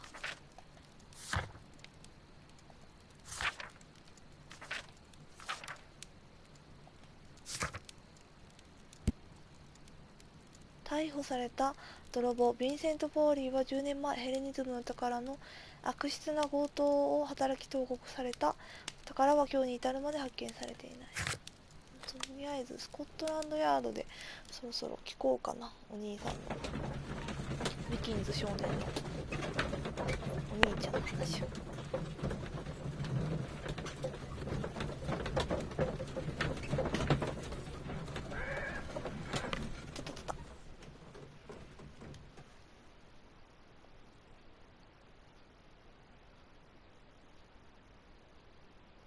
Mr. Holmes, whatever brings you here so late at night?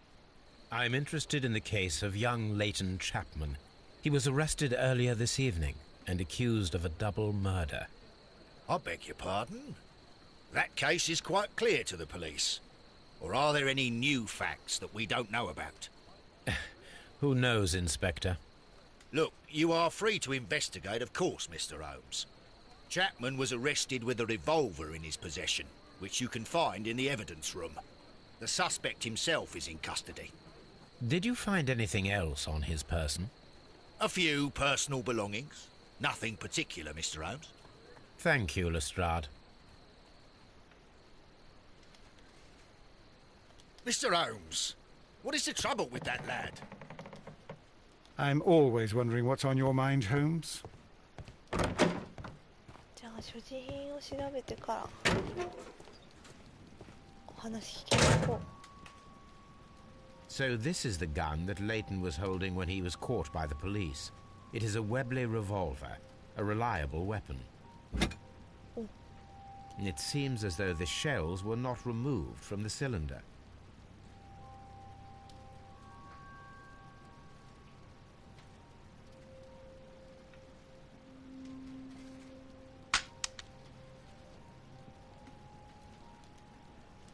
Two out of the 6 shells have been fired.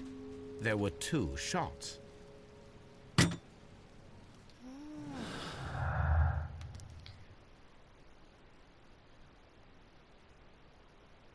れかな。レイトン回転式拳銃。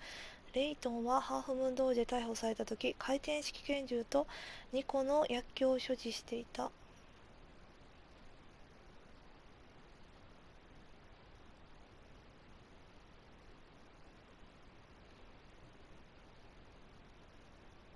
これかこれな気がするけど。2人の被害者ブライアン・ブーコッティとケネス・バトラーはグレート・アリーとホワイトチャペルハイ通りの間に位置する暗くて狭いハーフムーン通りで射殺体となって発見された。あ、これだった。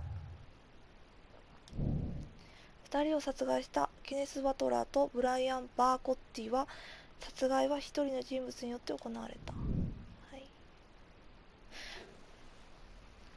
今日ちょっと寒いので窓閉めてるんですけど、暑くなってきた。開けよう。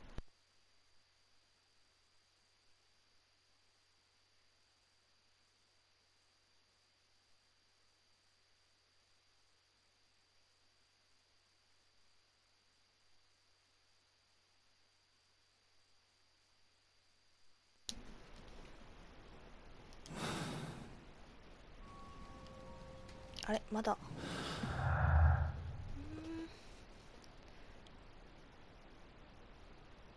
これかな。これと異なる銃声。ターナー氏は2つの異なる銃声を聞いていた。2度目の銃声は最初より大きかった。音が違うのに1個だけしかないのにおかしいもんね。同時の発砲。実際は3発発砲されたが、ターナーには2つの異なる銃声音として聞こえた。最初に1発発砲され、その後すぐに2発の銃弾がほぼ同時に発射された。射撃位置。銃はそれぞれハーフムーン通りの全く違う場所から発砲された。それがターナーには2つの異なる銃声音として聞こえた。わかんないな、とりあえず。こ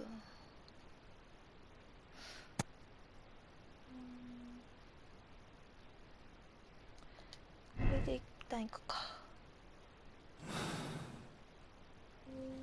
あ、まだある。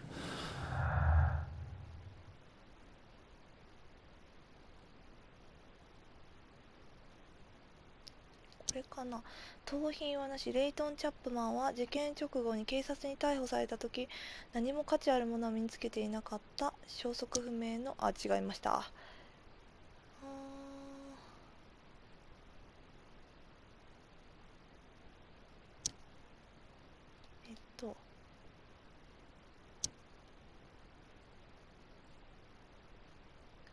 これかな。共通する供述。レイトン・チャップマンはブライアン・ピーコッティとケネス、これ、違う。何？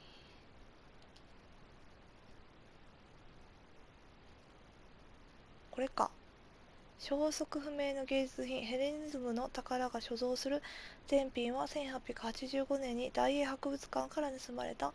宝石はまだ発見されていなく、もう回収不可能だと言われている。あれ、ないじゃん。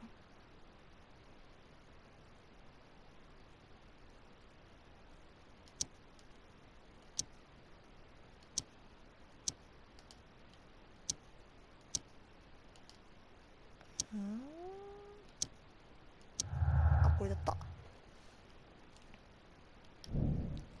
説得力がある証拠。目撃者の証言と所持していた凶器が一人の可能な犯人を明らかに示している。レイトン・チャップマンだ。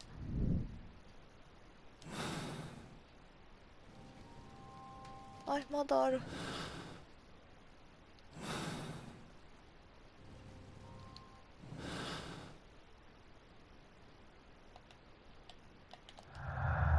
なんだ、さっきのもちゃんと考えながらやってなかったから分かってないんですよね。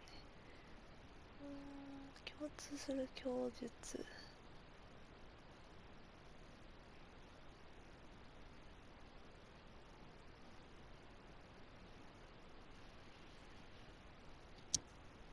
あれ、ないじゃん。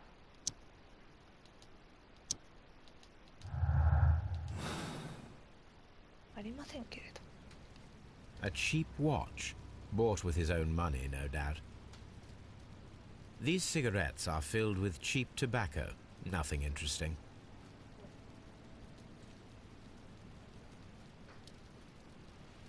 何を推理しようって言ってんだ。え？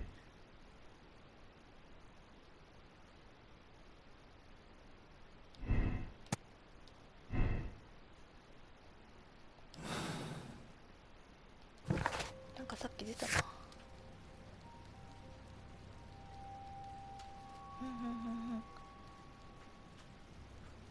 ハーフムーン通りで起きた発砲はケネス・バトラーとブライアン・バーコッティが互いに発砲して弾丸が交差した相打ちの可能性がある。遺体を調べ再現してみる。なるほど。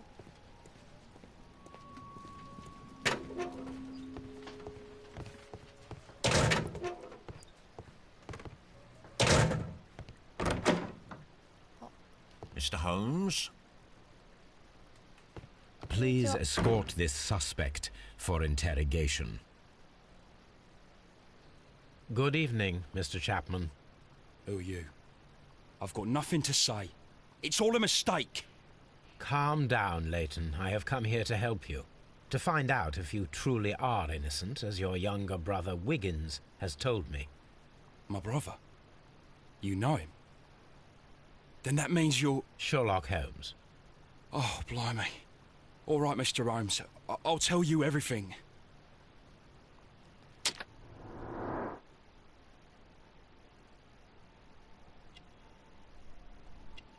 どうしたのそれ。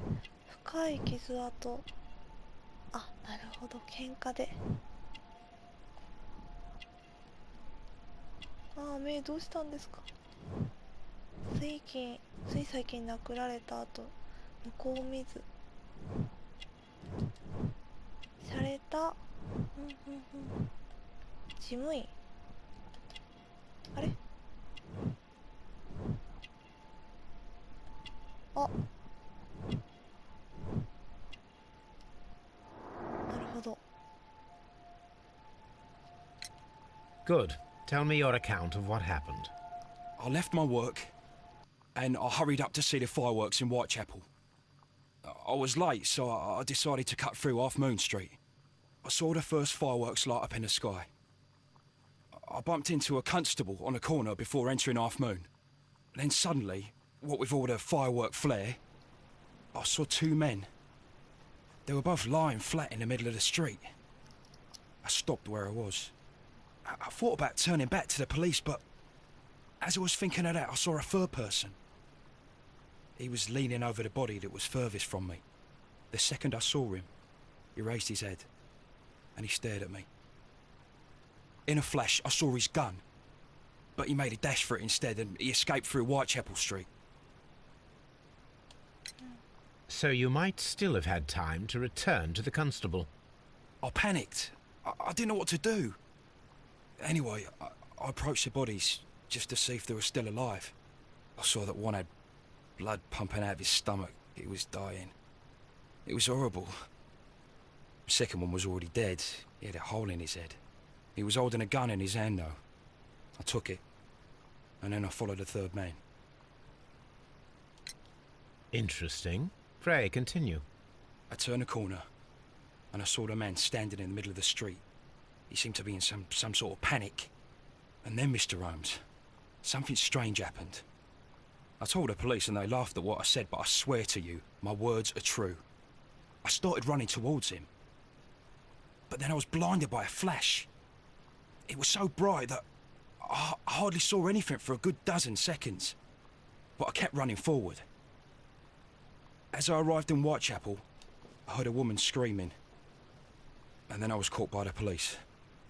But there wasn't a trace of that man. Of course, then they found a gun and all that blood. I couldn't see the murderer escaping and all that mess. Perhaps I was still half-blinded at that moment. A thrilling account, my young man. Leighton, are you able to describe the person whom you saw standing in Half Moon Street? Well, I wasn't able to see his face at all. It was too dark, and he was too far away. I could see his silhouette. And what about that? Nothing so special. He was wearing a jacket. He was quite average in size and his weight. I see. Was there anything else that struck you at the time? No. But perhaps it's strange, but I can't remember the sound of his footsteps as he was running away. Perhaps it was because of the fireworks or the surprise of me seeing him. Leighton, I confess I am puzzled. Why should a young lad like you take a gun from the hands of a dead man and set off in pursuit of a probable killer? I know. I keep wondering that, but at the time it was like a reflex. A criminal ought to be arrested, and he was armed. You were willing to risk your life. That was a little foolish, unless you wanted revenge. No, Mr. Holmes. I was just being brave and stupid.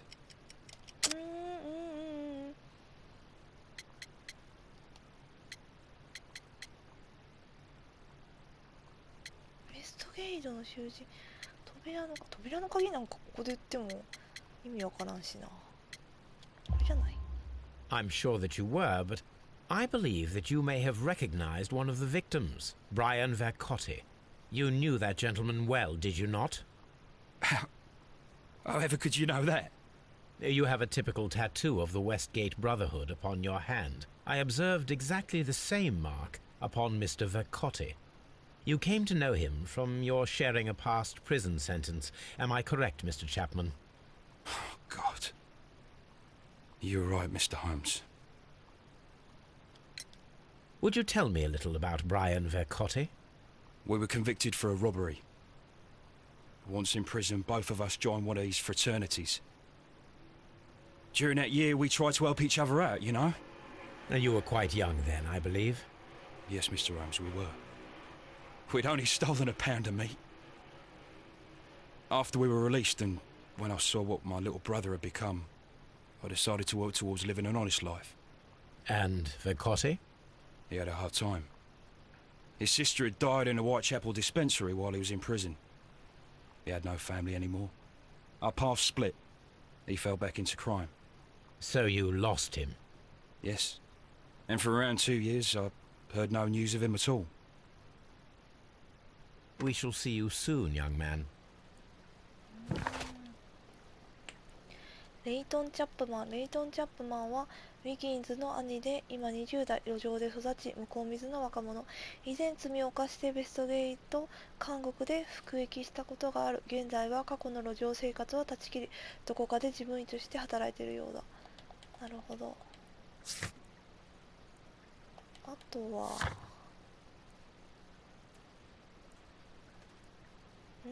じゃあこれやってから一旦殺人現場戻るか。これかな。古い知人ブライアン・バーコッティはレイトン・チャップマンの古い知人。彼らは若かった頃窃盗の罪で刑に服していたが、出所後は別々の人生を歩んでいた。レイトンの供述。レイトン・チャップマンは事件現場に入った時、死体に寄りかかっている人物を目撃した。レイトンは死体から銃を取り、その男の後を追った。だが光線で辺りをはっきり見ることができなかった。あ、違った。なんだよ。じゃあこう、違う。これ違うかった。これと、これだ。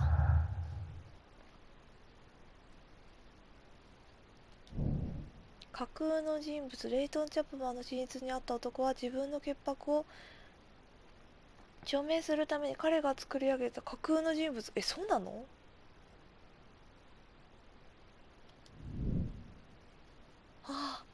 でもこれは選べないからそうなんだ。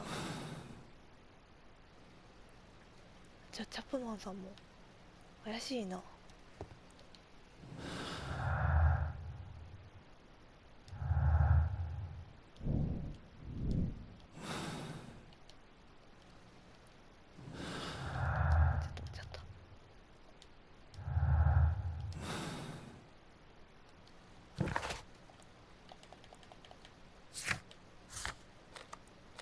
ハーフン通りに行こう。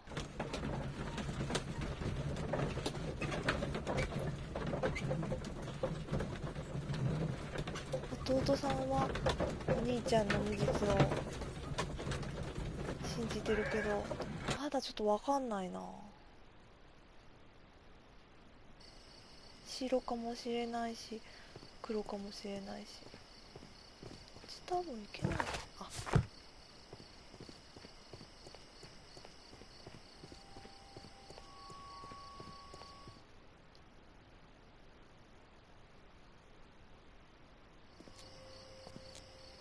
What's up with you, lad?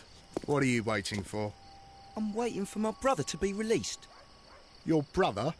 The one that you caught, beat up and imprisoned. Ah, the murderer. He ain't killed no one, copper. Watch your mouth, lad, else you'll be joining that worthless brother of yours.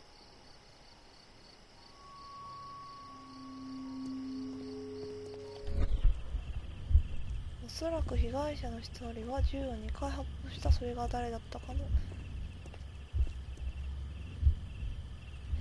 の人じゃない？ 2 回。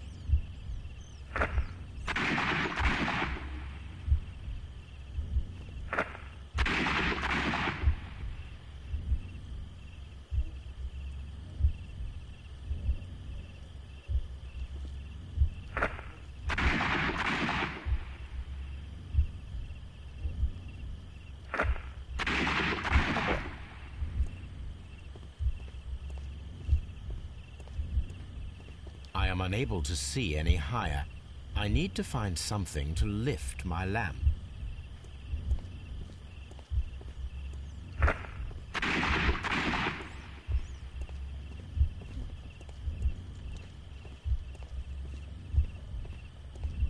I am unable. あるものが必要。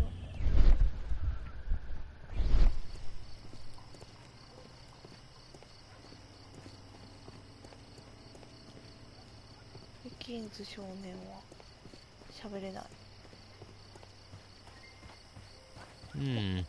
This mirror is turned towards Half Moon Street.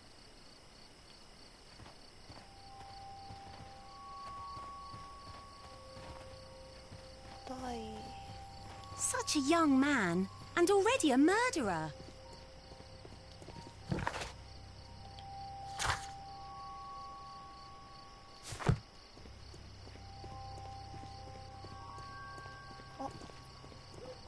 I'll do anything to save my brother, Mr. Holmes. It would be my pleasure to assist you with your investigation, Mr. Holmes. 死後的なものないのかな。 I am unable to see any higher. I need to find something to lift my lamp. ランプを高く掲げる。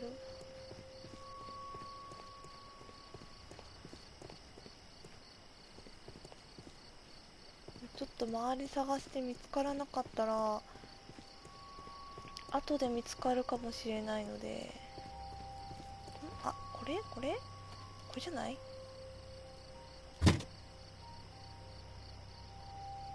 This should be useful. こ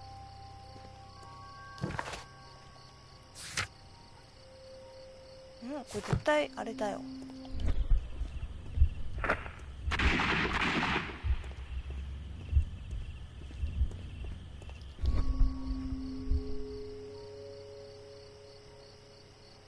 Nothing interesting here. お、ってことはこっちの人じゃない。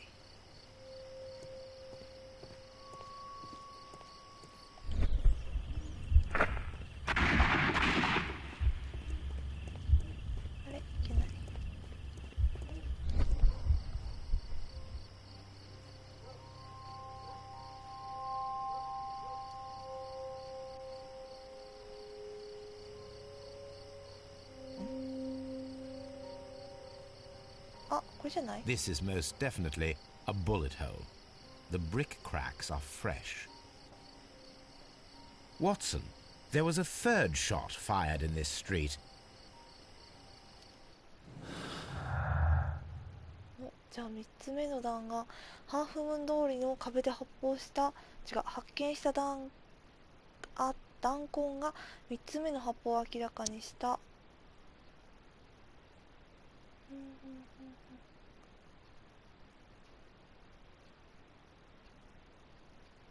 これだ。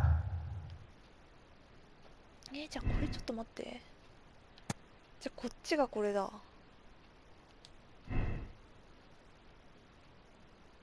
あれ？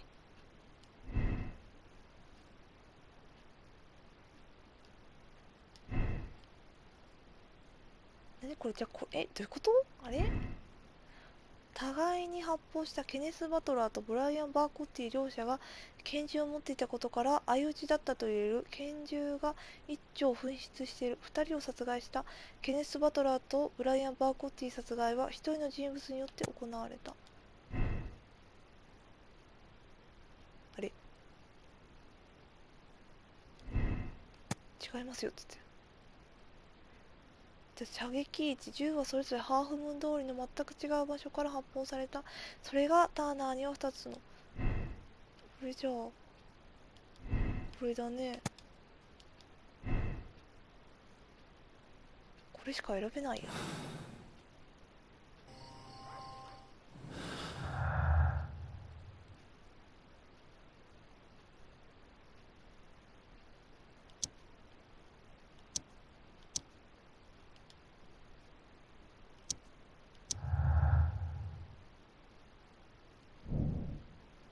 消えた男。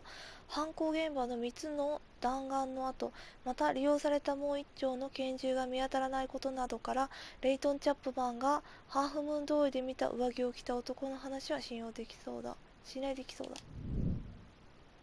あ、マローの位置。マロー巡査と話して犯行が起きた時間にハーフムーン通りの暗い場所で誰にも見つからずに隠れていることが可能なのか確かめる。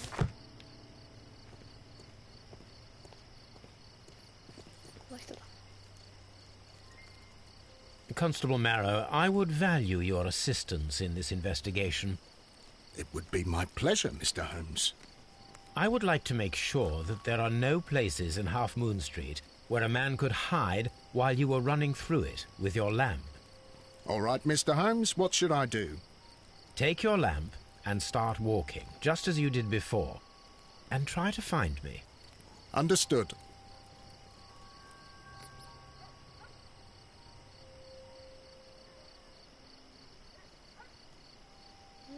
じゃあ歩こ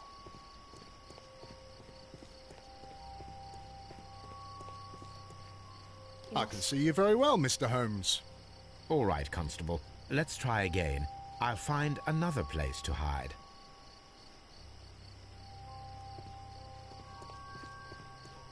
Oh, びっくりした。 Here you are, Mr. Holmes. All right, Constable. Let's try again. I'll find another place to hide.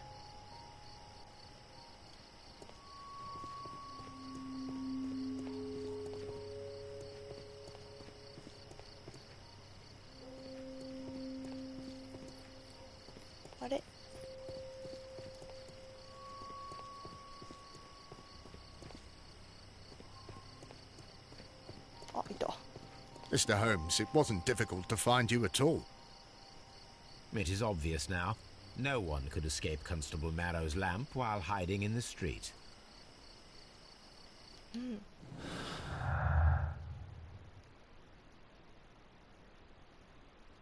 隅なんだろう。何々も見える。熊？ハーフムーン通りで身を隠す場所はない。誰かが明かりを持って狭い通路を走れば、どの隅かな。隅でもすぐに見つかってしまう。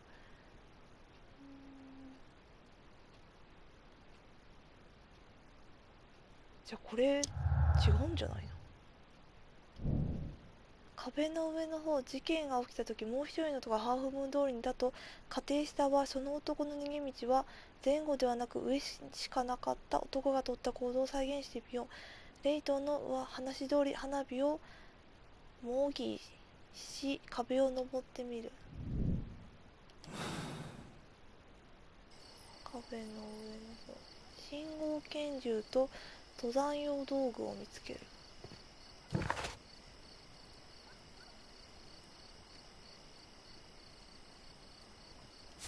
そんなんここにあるのか。 It would be my pleasure to assist you with your investigation, Mr. Holmes.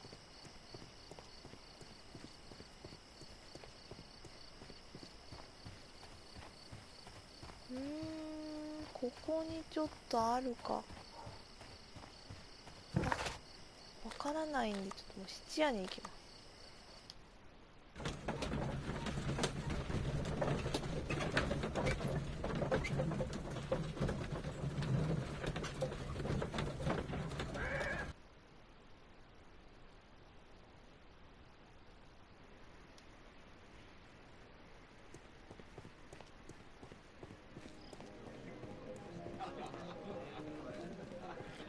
かな。ここ？ここっぽい。あー、これ The は door ま is た。 locked, but I won't try to pick it. There are people directly behind me. よかった、また。 Mr. Butler's key matches the lock 鍵開 perfectly. よかった。鍵開けかなと思った。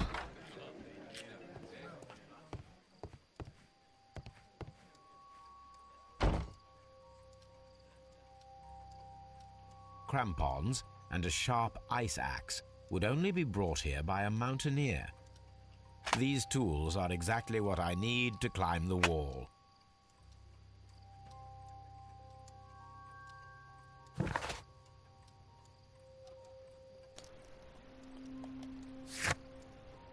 登山用道具。なんだ、氷斧と鉄かんじき、登山には欠かせない道具。間違った。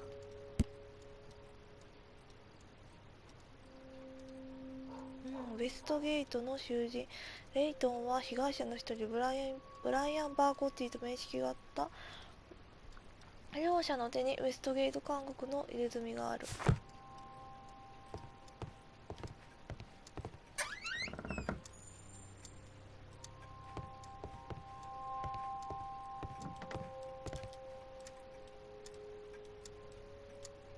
This is exactly what we need in order to imitate the flash of the fireworks. よかった、ちゃっちゃとこっち来て。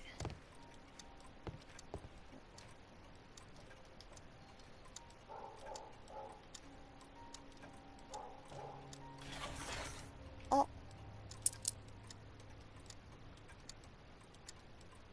The ram's heads. This necklace belongs to the 5 Rams of Mittelin collection. Interesting. That means that Kenneth Butler owned a part of this collection all this time, 10 years after the theft.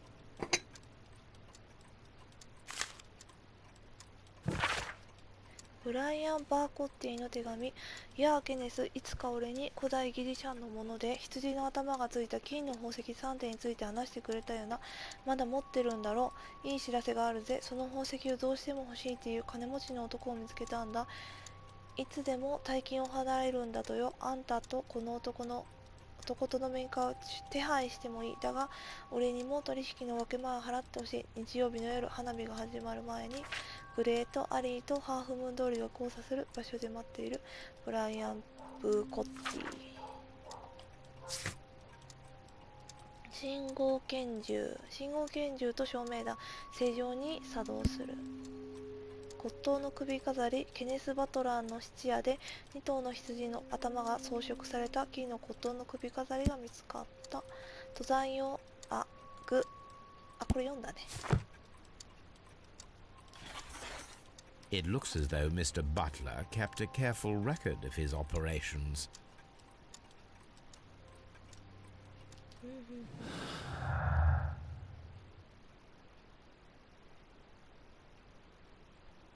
これとこれでしょ。バトラーの宝石。ケネス・バトラーは古代の宝飾品ミチリーンの5頭の羊の一組から腕飾り、それにおそらく指輪も盗み取っていた。ハーフ分通りでブライアン・バーコッティと取引を行っていた。あれ違いました。なんで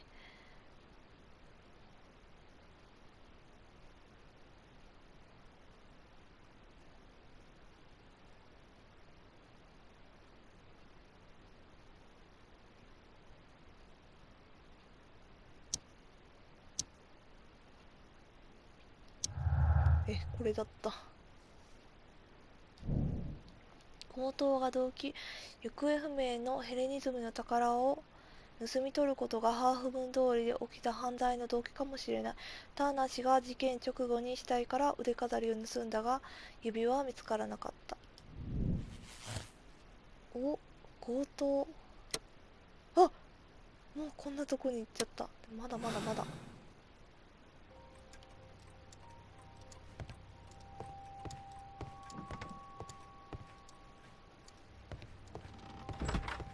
まだなんかもう一人出てきそうな気がするんですけど。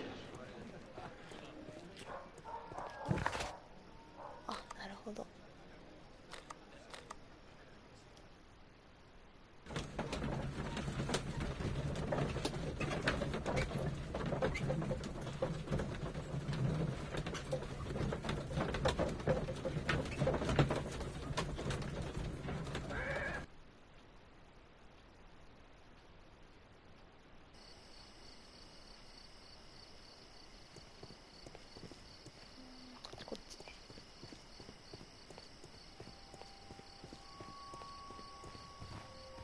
どこで登るんだ。あ。Why are you looking at me all the time like that? I'm just watching you, lad. I never know what to expect from people like you. People like me? Yes, street beggars and thieves. I ain't a thief. Oh, no? Then where did you get whatever it is that you're gnawing on? I very much doubt that you bought it. What ain't seen can't hardly be stolen.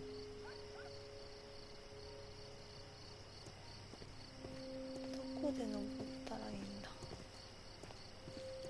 あ、この人だった。Constable Marrow, Watson, I would like to perform another kind of reenactment with your help.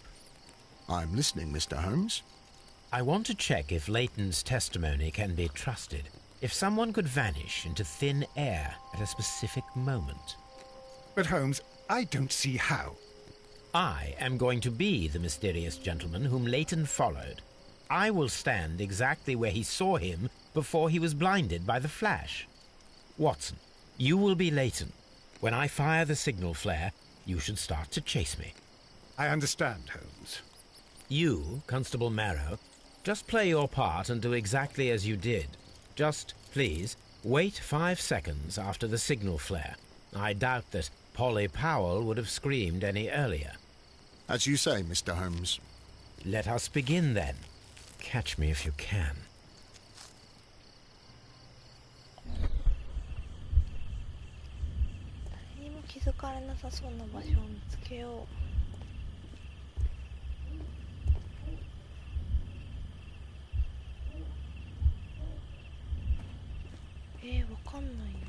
The streetlights fall directly on this wall. Not an ideal spot to escape the crime scene. It is also directly in front of Polly Powell. そうだね。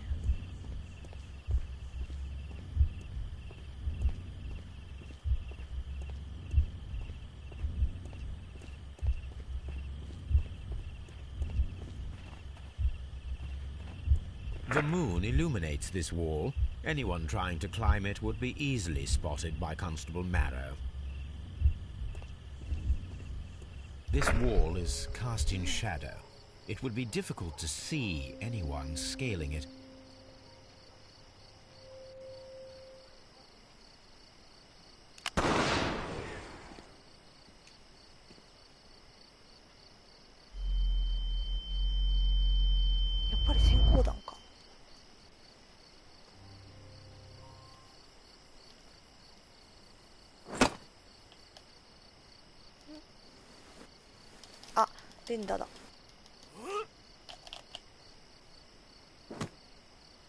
I can barely see anything.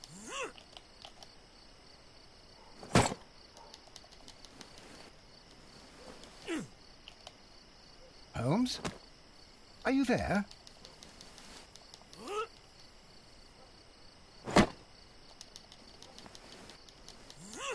I should try climbing faster. あ、もっと早く。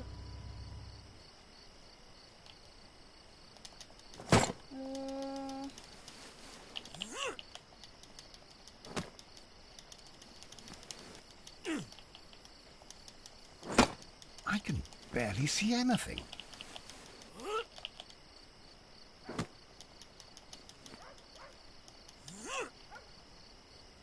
Holmes? Are you there?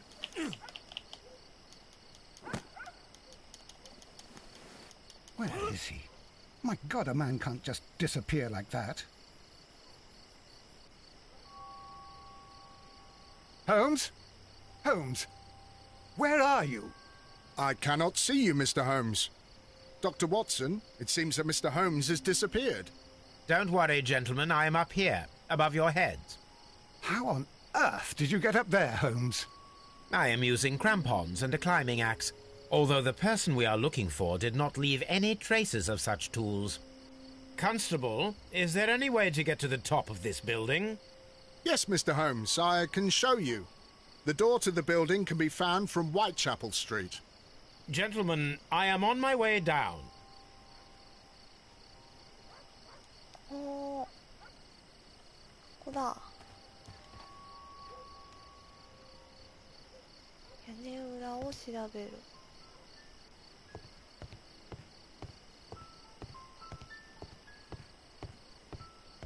These shards of glass are from the window above.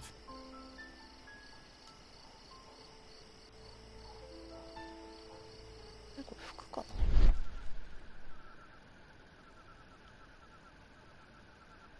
黒い糸。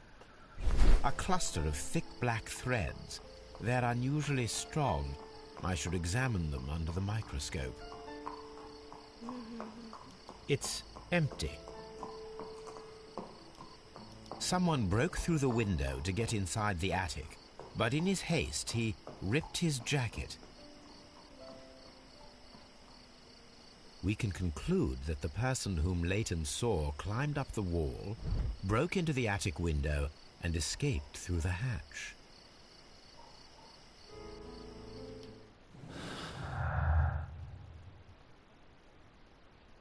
壁よじ登り人。レイトン・チャップマンが目撃した人物は壁をよじ登り、屋根裏に入って誰にも見つからないようにハーフムーン通りを脱出した。これか。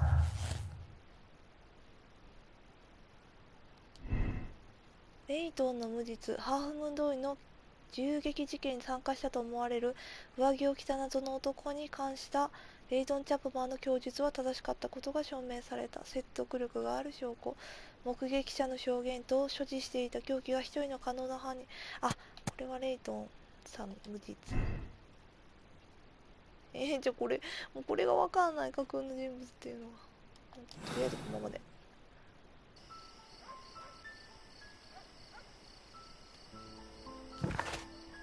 じゃあ黒い糸。ハーフムーン通りの屋根裏で見つけた破れた上着についていた太くて黒い糸。これ調べよう。あ、もう終わりだ。これ本当に終わり？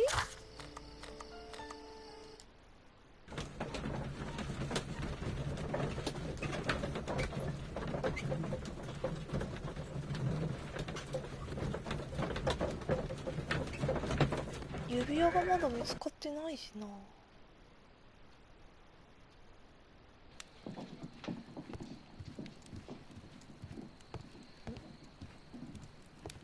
This is where I keep my post. Let us take a closer look. Oh. It is not a thread, but a hair. I very much doubt that it is human. I need to compare this sample with a human hair and a horse hair. A shaving brush is usually made from horsehair. Watson, could you please pass me your shaving brush? Here you are. Watson, look, what's outside the window? Well, I don't see anything. Ouch! Holmes! Oh, don't make such a fuss. One little hair.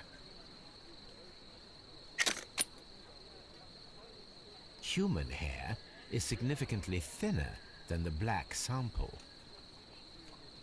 The horsehair is thinner than the hair that we found. So, this black hair belongs to an animal, and it is larger than a horse.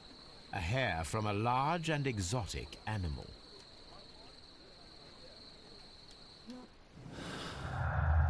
珍しい動物の毛。破れた上着に見つけた太くて黒い毛。上着は犯罪現場から機敏な動きで脱出した男のものだ。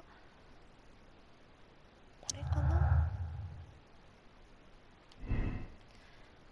へえ、サーカスの軽業師。ハーフムーン通りの犯罪現場から消えた男はサーカスの軽業でいいんかな、軽業師かな、可能性が高い。9メートルほどの高さの壁を数秒で登ることができる。脱ぎ捨てられた上着に珍しい動物の毛がついていた。これはこれだね。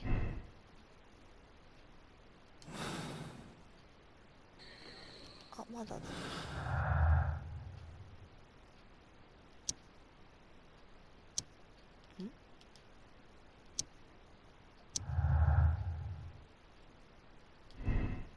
強盗が動機、行方不明のレイトン・チャップマンがハーフムーン通りで犯した暴力、あ、こっちだ。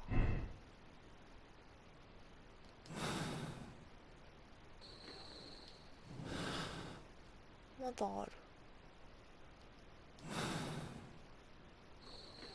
なんだこれ。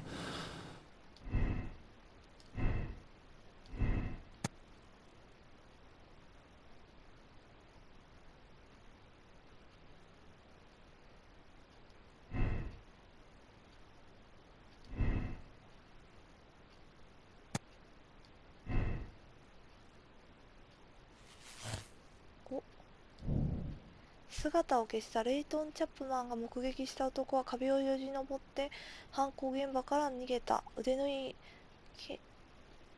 軽業師なんか軽業師なんか。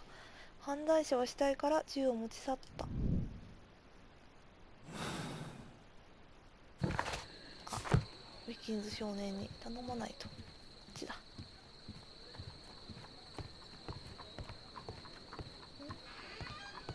Wiggins is currently at Half Moon Street. あ、じゃあ間違った。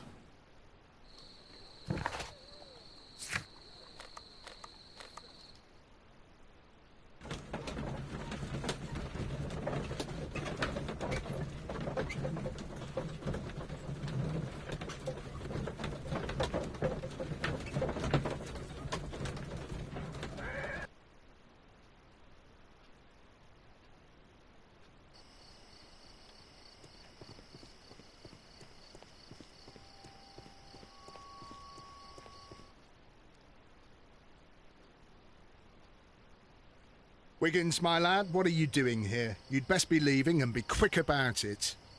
I've done nothing wrong. You'd learn more by watching Mr. Holmes.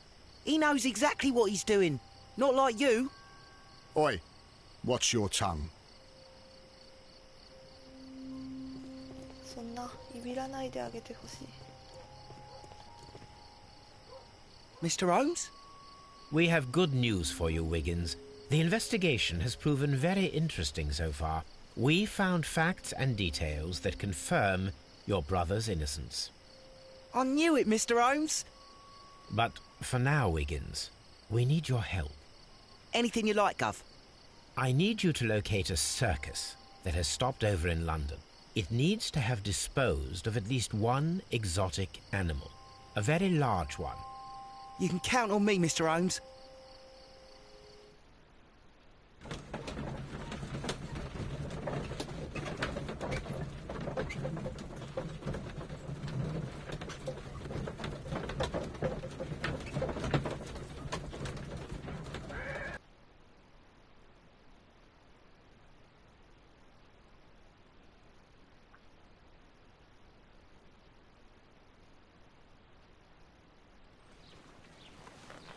I do hope that those children don't get into trouble, Holmes. Don't worry, Watson. I predict some news in 7 seconds. Mr. Holmes, we found it. Here it is.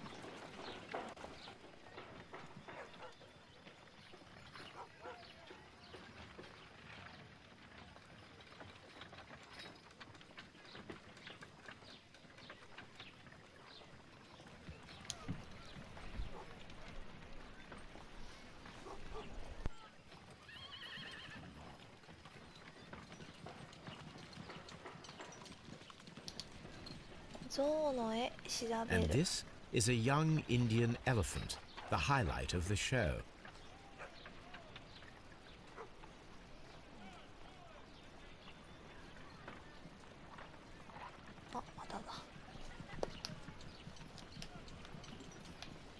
Duval Brothers, a well-known travelling circus that is currently stopped in London. I believe that is exactly the type of circus we are looking for. I'll pay it a visit.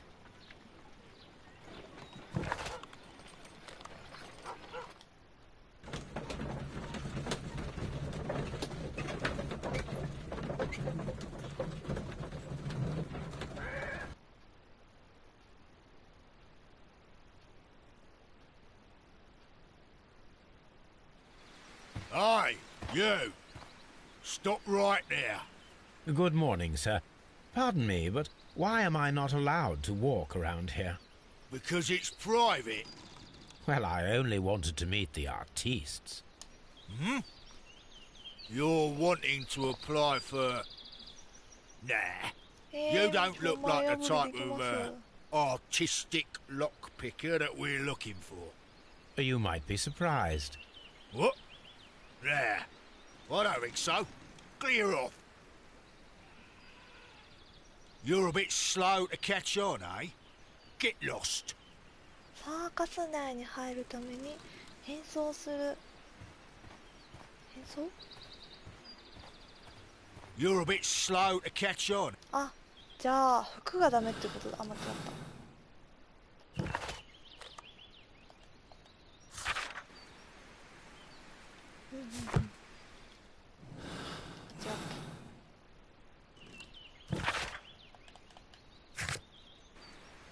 サーカスの中に入れてもらえるような適した衣装を身につける。髪の毛みすぼらしい服、それに帽子があればいいだろう。また間違っ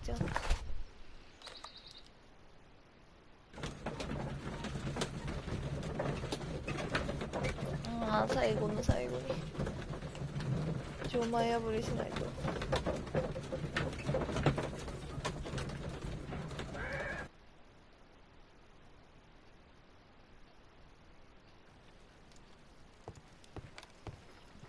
Holmes, I won't be able to join you. I promised to visit a patient today. It's all right, Watson. I think that I can handle this.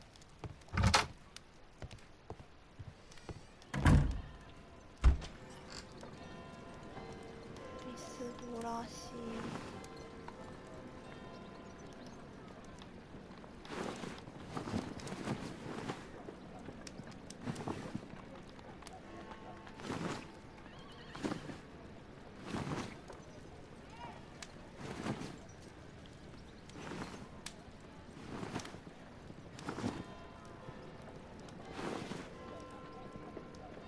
船乗りでいいか。船乗り開いてない。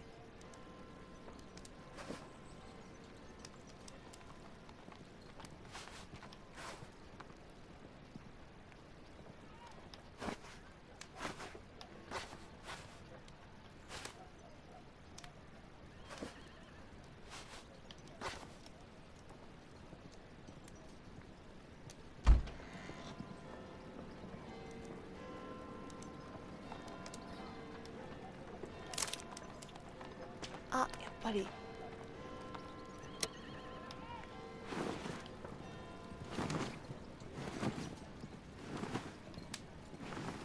3足しかないよ。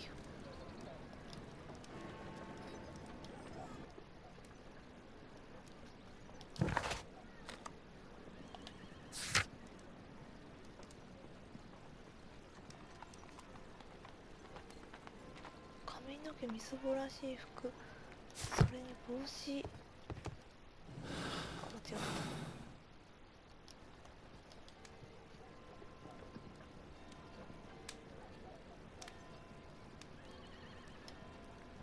これでいけると思うけどな。I would be easily recognized without facial hair. なるほど。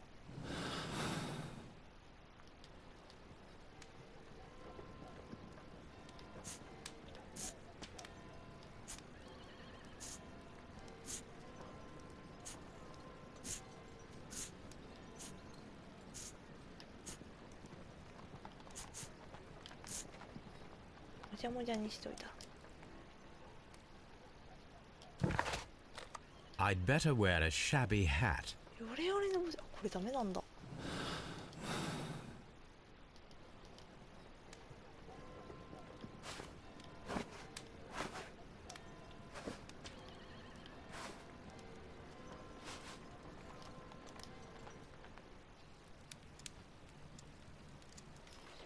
あ、良いのでは。Stay where you are. What are you doing here, and where is Sherlock Holmes? Calm down, Watson. Take deep breaths now. It's me. Oh, thank God, Holmes. I can't get used to your disguises. Thank you, Watson. That means I am ready to go. よし、行くぞ。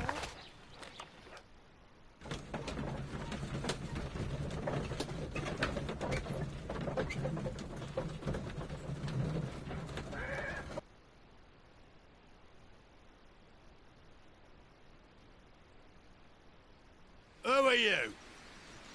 What's your name? My name is Nigel. I'm here to open the locks. Talented, eh? Let's see.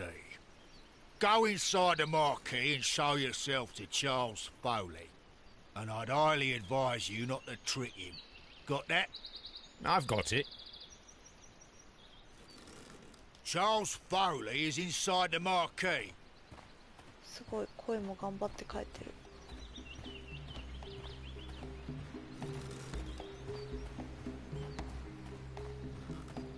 じゃあ入っちゃえ。Everything is here, just as you asked. And what about the money? Some of the barrels are wet. Transportation issues, it couldn't be helped. Whatever. We'll be here after midnight to pick up the supplies. I want to be paid first. No. You'll be paid after we make the transfer, as I said. Right.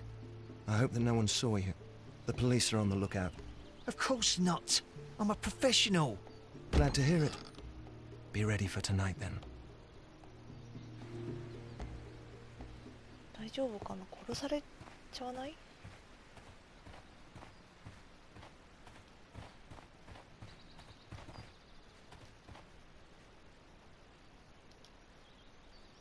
This wooden barrel is damaged. It is difficult to say what is inside. This wooden barrel is damaged. It is difficult to say what is inside. なんかいるな。 There is a spot on this barrel that was intentionally painted out.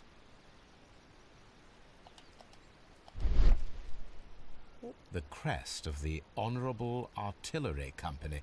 Could it be gunpowder? I need to be sure.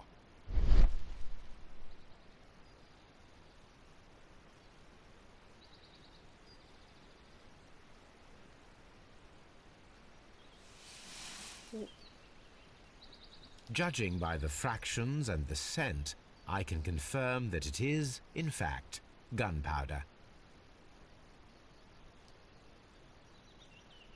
The barrels are roughly clustered. It seems as though they were brought here in a hurry.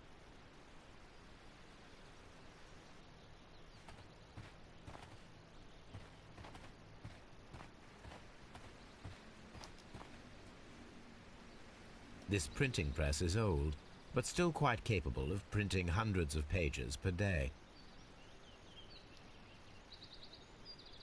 That's a picture of a contemporary gentleman wearing a Robin Hood hat. Interesting. From lambs into lions. Those are words of encouragement and defiance. This poster was clearly made to fire up rebellion amongst the people.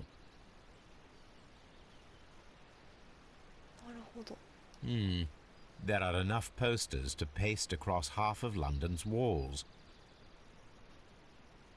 Powder kegs, a printing press, and a great many blank papers. All of this was stolen by the Merry Men quite recently. And these poster samples. I am quite sure it is not a coincidence. The Merry Men are planning some sort of sabotage. Stop right there. Who are you? Are you Charles Foley? Maybe. They say that I can open any door. Do they now? We'll see that lock near the chains on the table over there. Open that.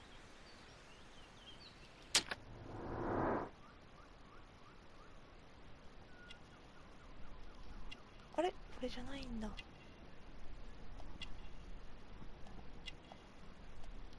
鍵だ。複雑な鍵。安全な保管場所。確かに。あ、怪我してる。最近の外傷。あ、怖っ。武装している。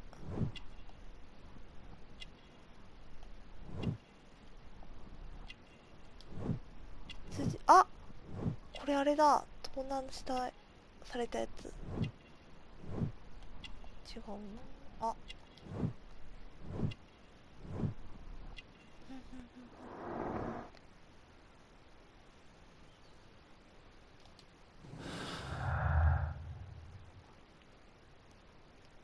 これだ。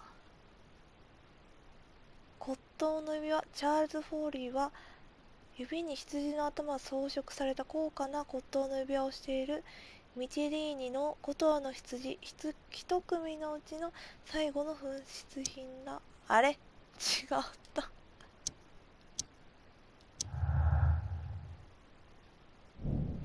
上着の男チャールズ・フォーリーはベルトに回転式拳銃をつけ指に骨董の指輪をしている。行方不明になっているミティリーニの5頭の羊の一組のうち最後の宝石だ。チャールズ・フォーリーが犯行現場を機敏に逃げ去った謎の男だと証明できる。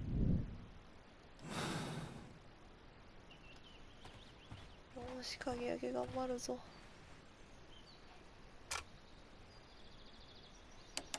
あ、シンプル、シンプルじゃないな、これ絶対なんかあるな。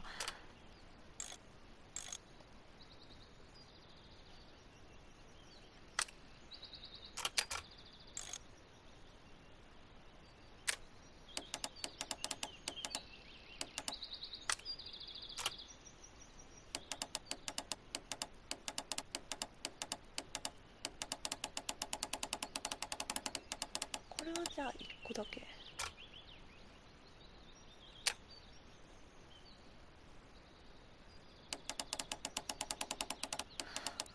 わ、なんか下に見えた。こ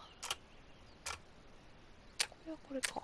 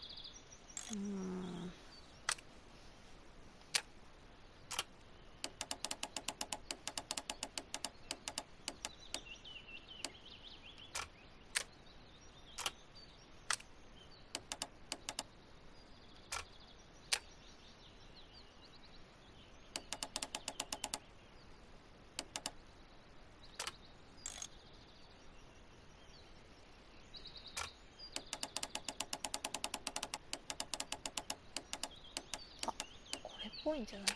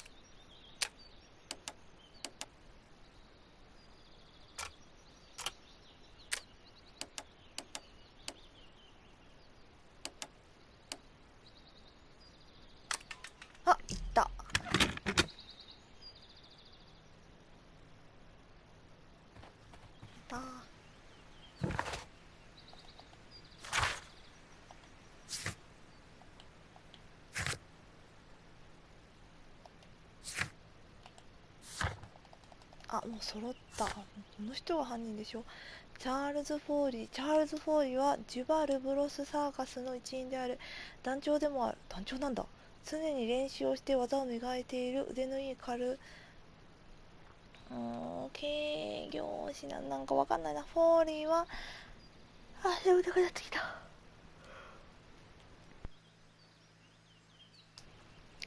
フォーリーはかなり迷信深い男のようだ。いつも武装していて危険な人物でもある。宝飾品を身につけることを好んでいる。なるほど。来ましたよ。Ah, well, they're right. What's your name? Nigel Shirley, from York. Ah, Nigel from York. Never heard anything about you. How'd you hear about me? ターナーのびっこじゃなくて、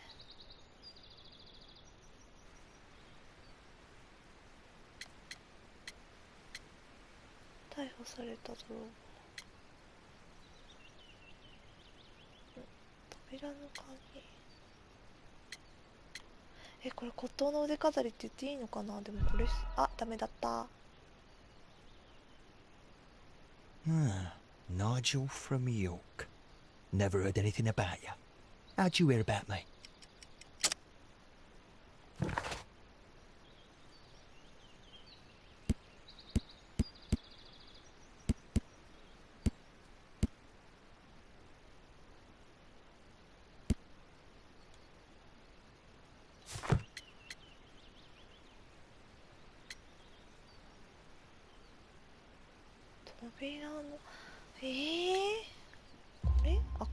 It's a long story. I met your brother, Vincent the Butcher Foley, in prison. He told me all about his betrayal and all about you.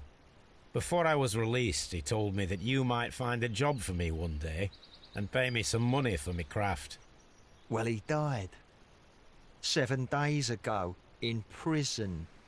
I'm sorry to hear that. That's all right. The traitor has paid the blood price for it. And you'll do the job anyway, because I need a talented lockpicker. I know just where to search for his legacy. It's all about the Hellenistic treasures, isn't it? Osh, you fool. Now, listen up. You'll come with us tonight, and you better mind yourself. Us? Wait, who's coming then? Billy, Jack and me. And what will I get for that? We'll share the loot. The one you seem to know about. Right. Wait for us at the abandoned manor house on the corner of Ladbroke Grove and Kensington Park Road at midnight. Deal.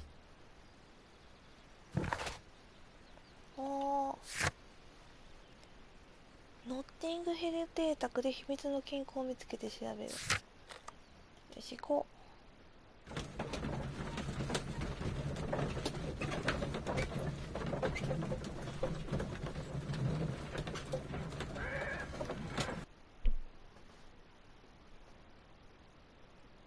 Here I am at the manor. Somewhere inside it are the Hellenistic treasures. This lock is quite old. It shouldn't be much of a challenge. まだある。うわー、ちょっとややこしそう、さっきのより。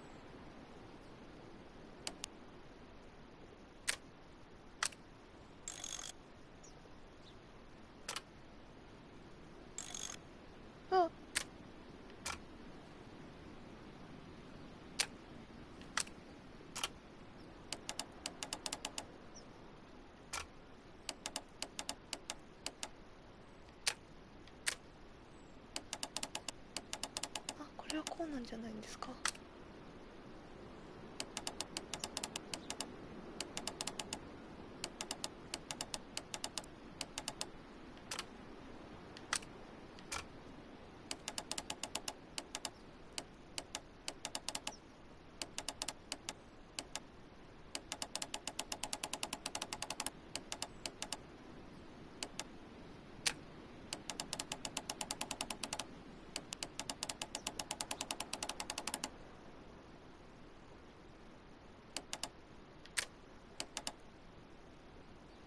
こうだ。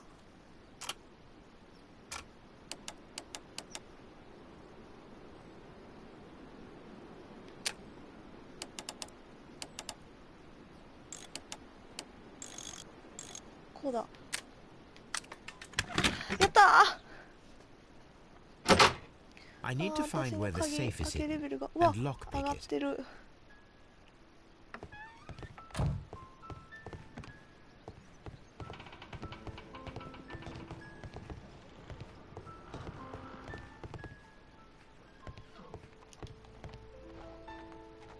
This cupboard is an absolute mess.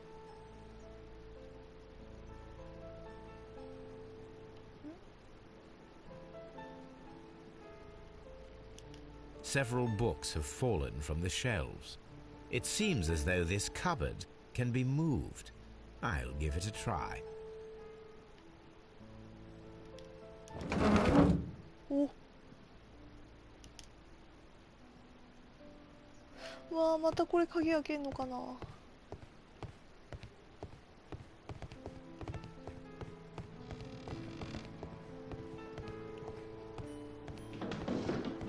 ああ、鍵だ。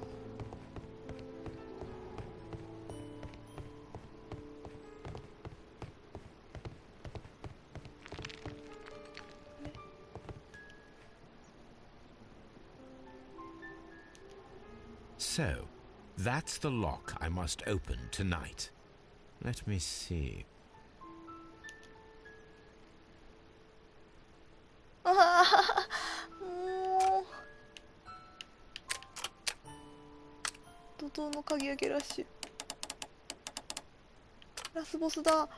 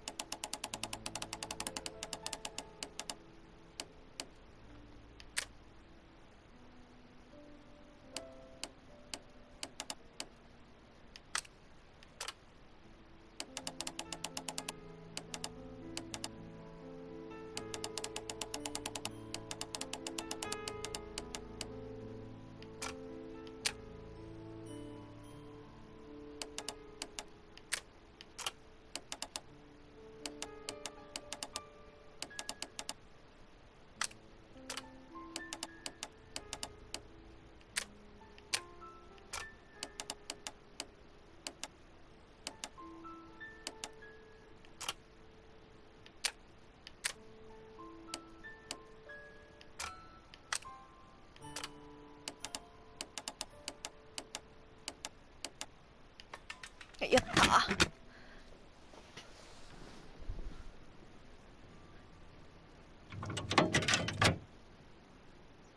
進歩を感じる。What a surprise! Another lock. And I won't be able to pick it. I recall that precious key around Foley's neck. It might prove a decent fit. I suppose they hired me to only open the first lock. Let us wait for the thieves, trap them, and find out. Let us check the thieves' possible escape routes in the event that they are caught off guard by the police from the front door.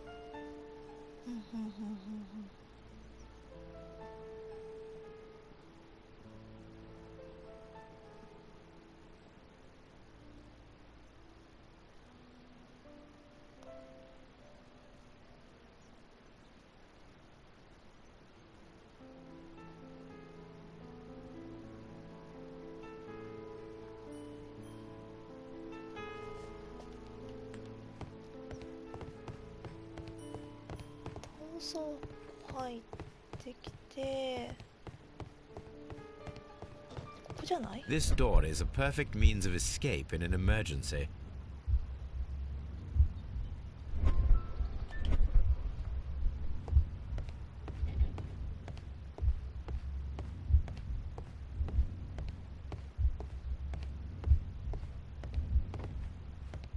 あ、逃げてる。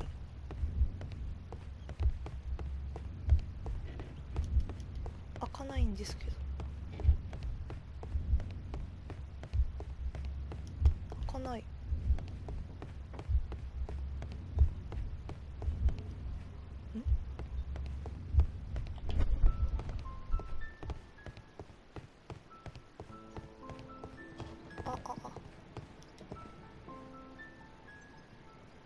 This should be useful.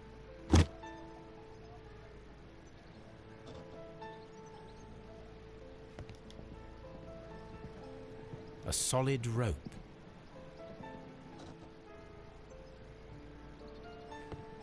This door is a perfect means of escape in an emergency. 興味のあるってことは A solid rope. なんかいるんだ他に。丈夫な木の椅子。ノッティングヒル邸宅で泥棒たちの逃走経路を確認してそれぞれに罠を仕掛ける。なるほどな。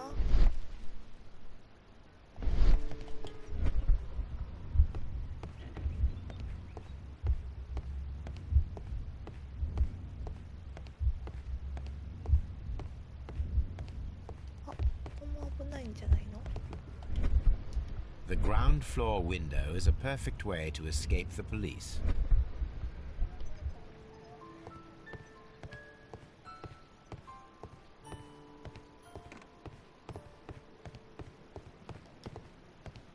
Although this window is high above the ground, it would be possible for one of the thieves to attempt to use it for their escape.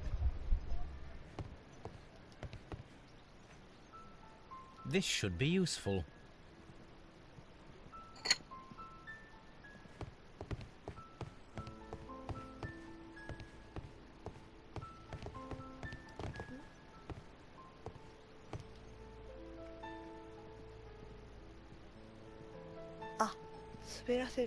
One step on these beads, and our thief will go flying. I should walk carefully here, else my plan will be ruined.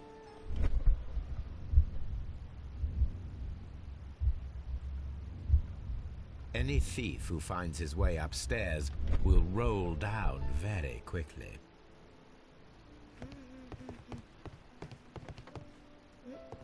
The thieves won't attempt to escape through the front door if the police are right behind it. This works very well. No one will escape through this window now.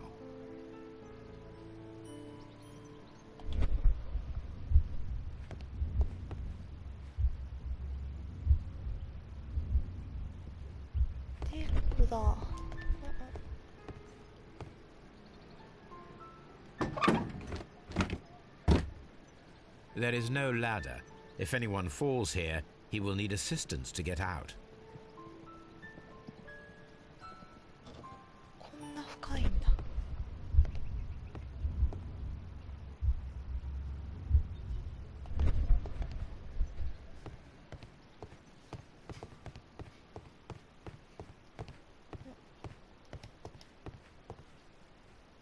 I wonder what this old chandelier is doing on the floor. It looks as though it was poorly attached. I suppose that the thieves already tried to open the lock with this formidable hammer, but they were unsuccessful.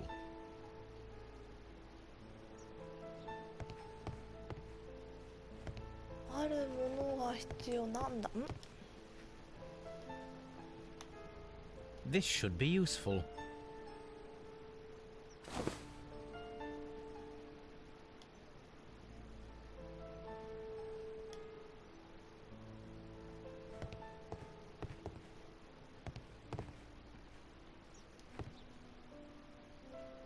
I wonder what this old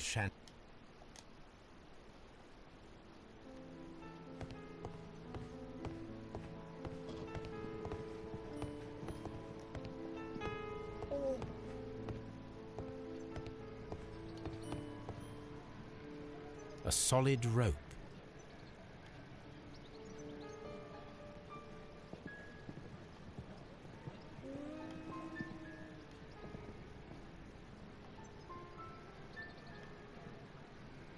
特に何も反応。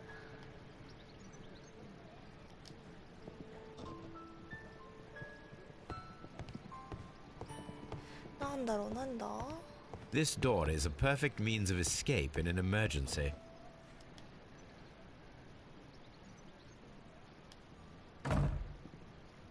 The door is now blocked.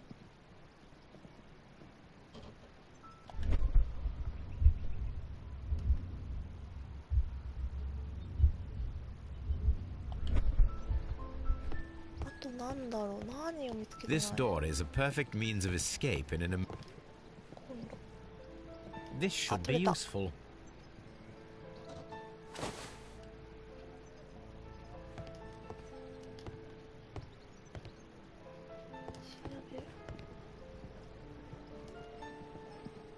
Now, it's not an open hatch, just a nice carpet on the floor. I should walk carefully here, else my plan will be ruined. なんか私今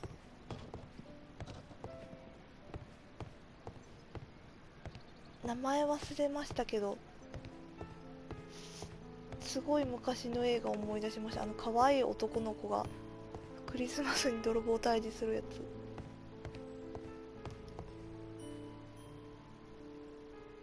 こんな感じでなんか家の中に罠張り巡らして、なんていうあれ有名な映画。 Now, if anyone takes the hammer, the rope will uncoil and make the chandelier fall. クリスマスとかの時期に。 If he runs through the dining room and takes a sledgehammer to force open the door, the chandelier will knock him down. Now, if a thief runs through the kitchen, he'll pay a surprise visit to the cellar. The traps for my circus companions are all prepared. I can leave now, but I'll return later with Charles Foley and his companions.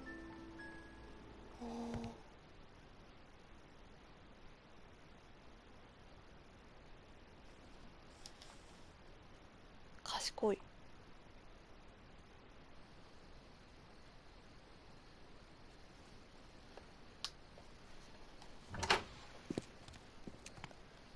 Police! Police!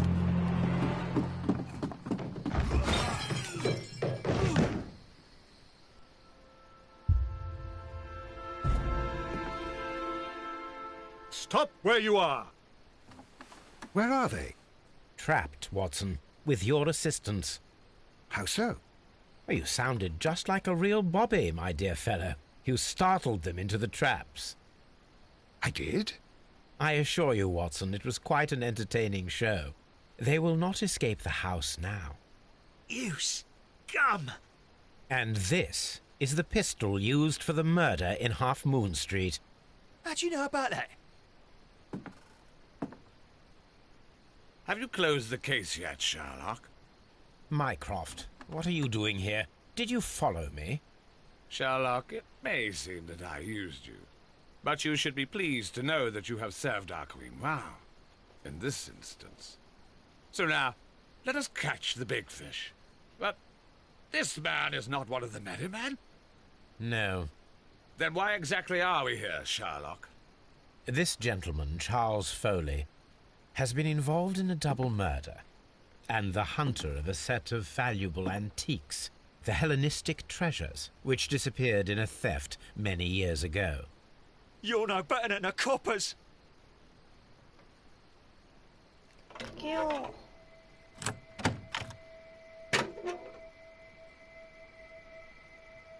Holmes, that is incredible. The Hellenistic treasures. Indeed. Nothing but trifles. Where are the merry men? I don't know why you are asking me, Mycroft. They are yours to find. I'll see you soon, dear brother. Oh. What a... Don't move, you flim-flammer.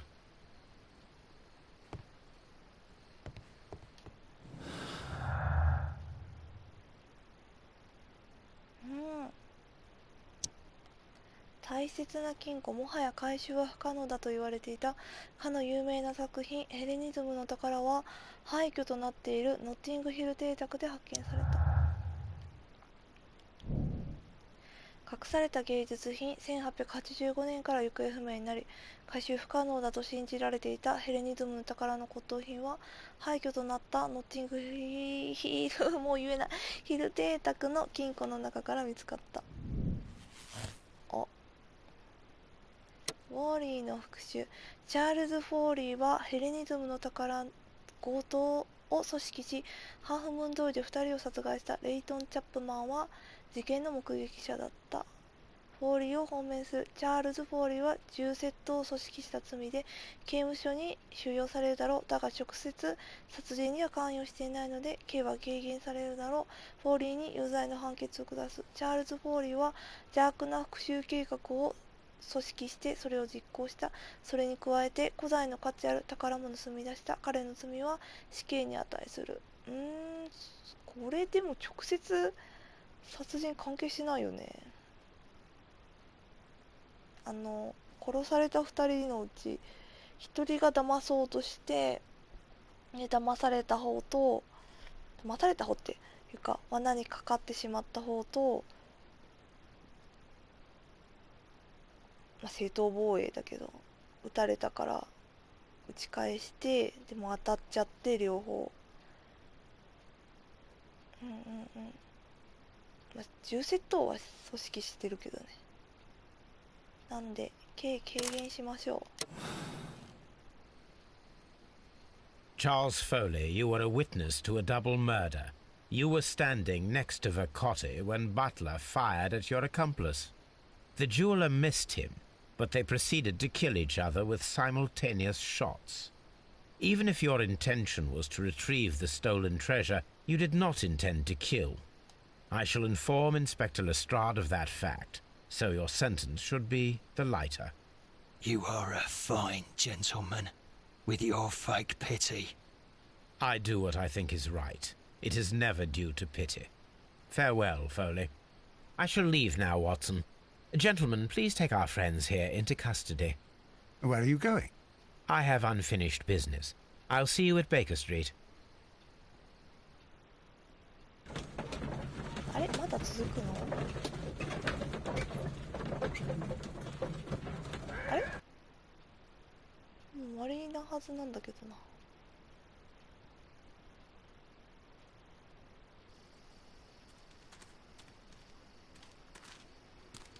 Be careful with the lamps. Don't bring them too close to the barrels. Good evening, gentlemen. What? Who's there? That is of no importance. What matters is who you are and the plans that you have here. So you can stop us from carrying them out? Eventually, yes. Hey, careful. You'll blow us all up. I'm listening. We are a group known as the Merry Men. But I suppose you knew that already. We are the men who've already lost everything of value in their lives. We are ruined shopkeepers. We are workers who were fired from their jobs. Honest people who were robbed. We were forced out from our homes and thrown onto the street. And all of this in the name of the so-called law. The laws that were set out by our government. The laws that make the commoners only more vulnerable and the wealthy more protected. We are not only from the British Empire. Some of us are from the New Lands, America, Australia, and we are many. But men we are still, and we are merry for that we stopped being afraid. For those powers that be had done their best to plant the fear inside our souls, and we accepted it so easily. The fear advised us to keep our heads bowed. It prevented us from fighting. Bankers and politicians, they own our lives, our work, our bread, and they push us to compete between each other, just to see who may serve them better. But in the end, they are the few, so they are weak. They are nothing without their titles. We should not fear them. Our so-called masters should fear us instead. The time has come for our group to stand tall. Our great and many merry men. We are going to blow up the London Stock Exchange. No life shall be lost. But ownerships, debts, and property titles? They shall all be destroyed. They're only papers, after all. So many people will be freed over this night. That is a radical step to take. What result do you truly expect? Chaos. But soon people will understand that they are free, and that they don't belong to anyone. They will be able to work for themselves, together, without letting the rulers dictate what to do, and finally justice will arise. What you are intending to do is a crime. It is not justice. How do you see justice, then? Kids go to prison for a loaf of dry bread. And how many lords do you see punished for stealing from their people? Sending them to their deaths in mines, or overseas to fight for land? Our masters wouldn't hear us. So now it's time to sing the song of the merry men. Will you let us do our duty? 何これこれ。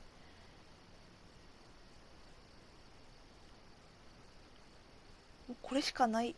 はい。When the law serves only the few, it can no longer be trusted. Every man is equal, and he has a right to choose his own way. And I shall not stop you.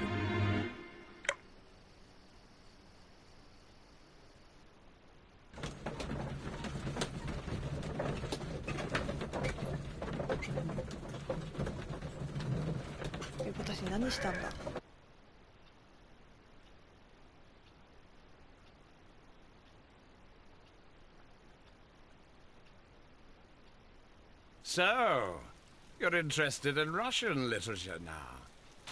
Quite, lately. It is an interesting book.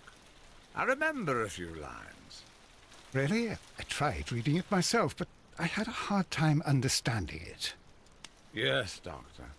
It's about intelligence. Sherlock, I vaguely recall one of the lines. Sometimes it takes something more than intelligence to act intelligently. There were also a few words along the lines of pain and suffering are always inevitable for a large intelligence and a deep heart. Tell me, Doctor, does my brother show any signs of pain or suffering? Not that I know of. Because you see, Doctor, behind all of his masquerade, my brother does possess a deep heart. So deep that he does not recall where he places his love. Well, I'm sure that... His love and his duty that, in the first place, should be directed towards the Empire. For without it, we would be nothing. A country filled with uncivilized men. I should leave now. Sherlock, Dr. Watson. Holmes, what just happened? What was that? The start of a new ごめんなさい。なんか選択間違った。 Anything in the post, Watson? Any clients worthy of our attention? Only a second reminder from Mrs. Hudson about our new neighbour. She urges you to remove your... Oh, I don't care about that. Holmes, the lady who will be moving in shortly has requested the use of our spare room to place all of her boxes. Wait. What? A lady? ちょっと待って。待って。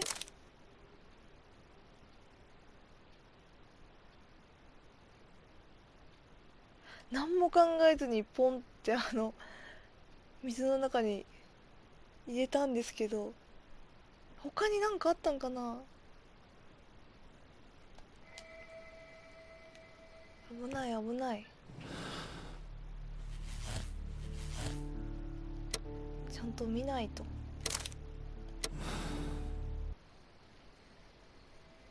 Charles Foley.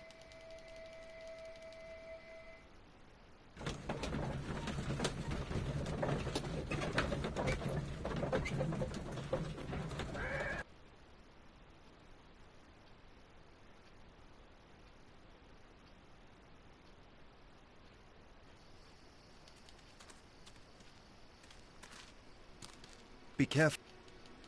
Who's... Eventually, yes.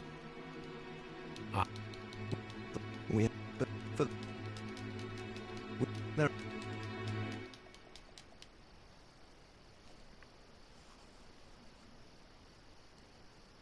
したらいいんだ。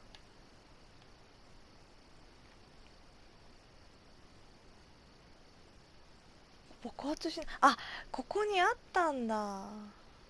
じゃあ、はい。 When people fight the order, they are too blind to see the consequences that throw society into chaos. I shall stop your actions, but not you. Run. Now!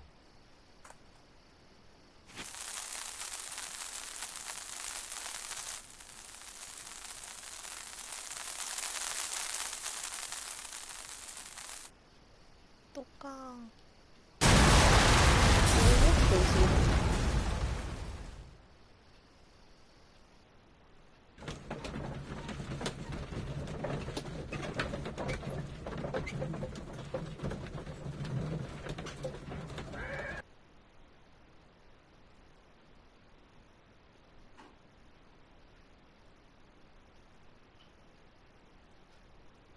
So, there were also a few words along the lines of pain and suffering are always inevitable for a large intelligence and a deep heart. Tell me, Doctor, does my brother show any signs of pain or suffering? Not that I know of. Because you see, Doctor, behind all of his masquerade, my brother does possess a deep heart. So deep that he does not recall where he places his love. Well, I'm sure that... His love...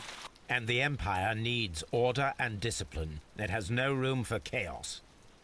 People who commit crimes, or at the very least intend them, deserve punishment, Sherlock. Without justice, there can be no civilization. But we serve the truth, not justice. Your truth, Doctor, that may prove immoral. Allowing people to terrorize London, destabilizing the whole empire. Terrorize only the powers whom you serve, Mycroft. Not I, not Watson, not Mrs. Hudson, not Wiggins. Sherlock, the merry men are to be stopped. Not by me. You created the merry men. Stop them yourself. Only make sure that you don't create 10 more merry men by arresting the one. Good night, Dr. Watson.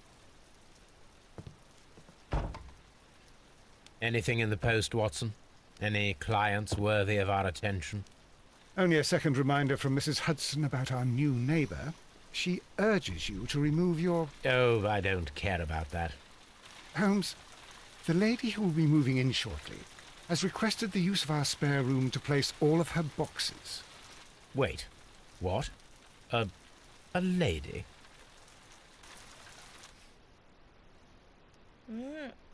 半月夜の散歩。チャールズ・フォーリーは大英博物館が所有する古代の宝石の窃盗組織視察罪で刑務所に収容されることは確かだ。実は一味はロンドンで革命を起こす計画をしているメリーダーに雇われていた。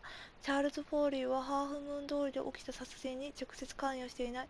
このような状況を考慮して彼の刑は減刑されてもいいという結論に達した決断を受け入れます。はい。はい。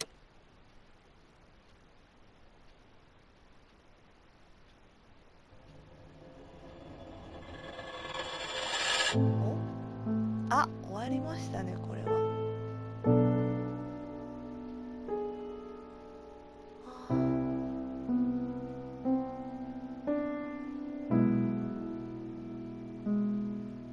誰？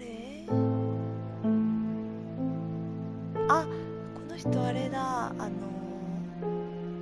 なんて事件やったか忘れたんですけど、ちょっと DV を受けてた方だ。旦那さんに。これ加害者と被害者ですね。女の人は被害者だけど関わってた人、うわ、なんか物悲しい、ちょっと含みのあるエンディングですね、これは。この人は漁師の方と旦那さんが亡くなられたんですけど、ちょっと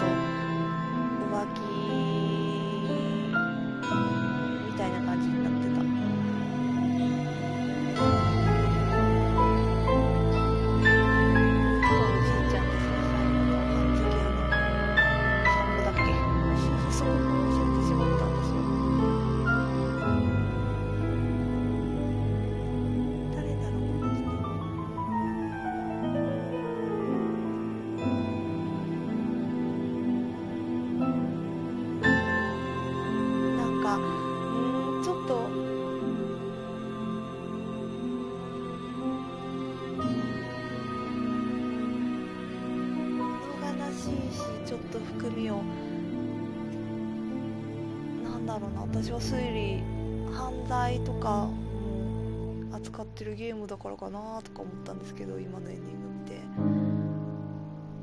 あーよかった、クリアできた。じゃあちょっとエンディングの間にいつもの終わりかなあ、終わったかもエンディングの間にいつも長いので、だいたいゲームのエンディングってエンドロールか、そのゲーム遊んだ感想とか思い出みたいなのを言うんですけど、今回はすぐ終わっちゃいましたね。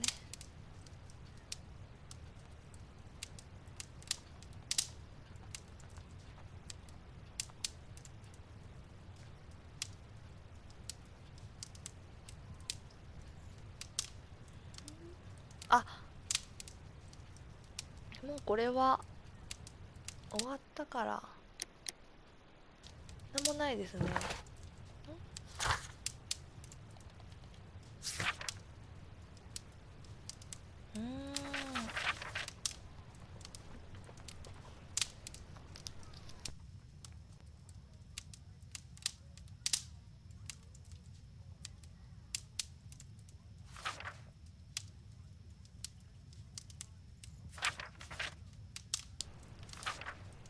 合ってましたね、半月夜の散歩で。私唯一ちょっと後悔っていうか、後悔じゃないけどちょっとって思ったのが、ちょっとこれですね。有罪にホワイトさんが結構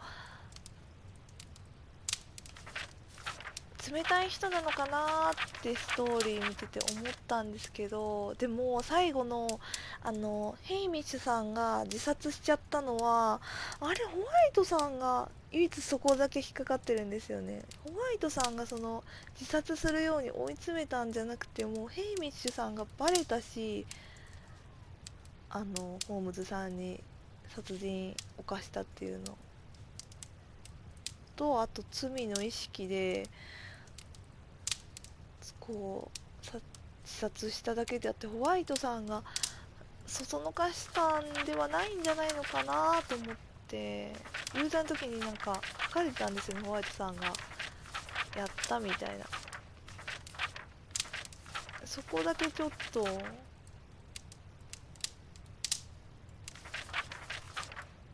違うんじゃないかなと思って有罪にしたんですけど、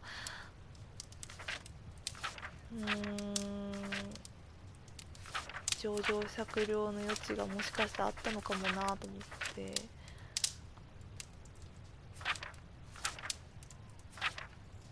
悩ましいとこ。もう私は裁判官ほんと無理だもん、こんなんでめちゃくちゃ悩んでるから。お疲れ。ありがとうございます。ありがとうございます。ありがとう。なんであれだ、ちょっと私は罪と罰はクリアしたんですけど、まだこれの続編の悪魔の娘も持ってるので、それも遊びたいので、その時にエンドロール長かったら話そうかな、感想を。ではちょっとメインメニューに戻って、で次試飲するか。眠たいけどせっかく明日も休みだから。よし、閉めるぞ。ありがとうございました、見てくださって。